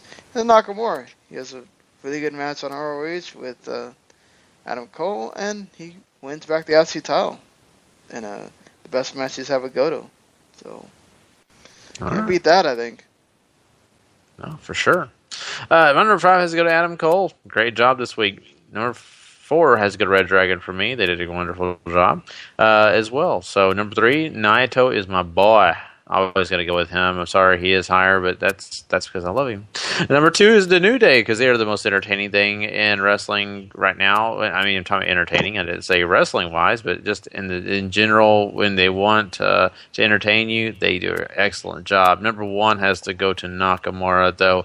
Excellent week of wrestling. Had a great match against Adam Cole this week on Ring of Honor, so he's got the number 1 spot, and he, of course, is our Superstar of the Week, everybody. So the congratulations to him, and of course, what a wonderful showing he had. Well, that wraps us up pretty much, guys. Sean, how much time do we have to do plugs? Are we already past our mark? No, we have a nice little chunk of time here, actually. Okay, good. So we'll go ahead and let everybody know that we have, of course, another great show coming up this Sunday night. That's right. We're going to be talking about that big, awesome show that is going to happen at Madison Square Garden. Of course, we're also going to be doing a What Did We Watch? And that's right. We are finally going to do another one. It's been a long time, but we are going to cover Halloween Havoc 1991. It's going to be awesome. We've been looking forward to this, so you guys don't want to miss that. Awesomely bad. Yeah. But so entertaining. If We're you think we excited. giggled on this show, we will be I'll die. I might not make it through the show, guys. laugh hysterically to the other show. Halloween Havoc 1991 is a monument to badness. It is. It's great. Oh, yes. So, but that is going to be a wonderful show we'll be doing Sunday night. That'll be later Sunday night. Sean will tell you why we're doing it later that night, because we have another big show on our sports show, but I'm going to let Sean talk about that. And don't forget, everybody, next week, of course, Thursday night, late at night, if you're up and you're wanting to listen to us live, we are here for you. We want to make sure everybody knows that, but of course, usually we're on demand on Fridays for most people, so next Friday, if you're listening on demand, don't forget we'll be talking about everything we talked about today. Normally, Raw, NXT, TNA, Ring of Honor, but we're also going to jump into that really, really great show we're expecting a lot from. That's right, NXT Takeover Respect, and of course, doing a few other things we'll be talking about there as well. So we'll be doing a preview of King of Pro Wrestling, because that happens on that Monday morning. Mm-hmm. So lots of great stuff, man. We have a lot of great stuff to talk about. But Sean, we got other stuff and other shows we got coming up. So why don't you go ahead and fill people in? All right. So that Sunday night, in our regular spot where we would do the special, we're going to be doing. It's probably only take an hour. Gary won't be on it, because I really, if I wasn't the host, I wouldn't be on it either, because I don't watch baseball. But we're doing a special baseball playoff preview with Randy and Brandon Bisco being, who you hear on here a bunch. They're Yankees fans, and they will be helping me along with Pac-Man. Boo. Yankee fans, boo. Along with Antonio Pac-Man King, who's been on here before as well. He's a Cubs fan. I'm sure he will be just be hoping that they beat the Pirates in that one game. Excited that they might just win a series. Yes, yeah. True that. So, we'll be doing that. If you're interested in baseball, check us out. Probably it'll be around midnight Eastern time, and then as soon as that's over, we'll be doing the special on Madison Square Garden and the 91 Halloween Havoc. And then on Sunday morning, though, if you like to get up early and watch football, the Miami Dolphins and New York Jets are playing in London, and we, Gary, Randy, and I will be broadcasting live. Yes. Doing play-by-play and commentary for that game on a app that you can download on your Android and iOS device, and it's also a website called Rabble, RABBLE.TV. Go search WTM Network. You can find us. If you're around the time when the game is on, we should be there live. We actually might be on the front page. Actually, when you type in the website, it'll show a bunch of stuff that's live. If you see the football, it's a football logo there. It means we're live. You just press play. You'll hear us. You can comment in there and talk to us. You can even Skype in. Actually, if you're awake and you feel like talking, you can call the number that we always give you, and you can Skype in there and talk to us or whatever while we're there. So hopefully we don't do too bad of a job. But if it goes decently and things work out, Paul and I might be around to do something similar for the NXT Takeover show. No guarantees at all, because I have to switch my schedule and Paul has to happen to be off. So we'll make some kind of announcement if it does happen. But if it doesn't, then you don't see anything, that means things didn't work out. But we will be doing the regular show on it, stuff, doing our review. So I don't know how that's going to work with if Harry and Patrick are going to be on for that, because it's on the regular show and not a special. But we'll have to see. We'll have to talk to them. But yeah, that's pretty much it. I did a cooperative multiplayer as well that you can go check out.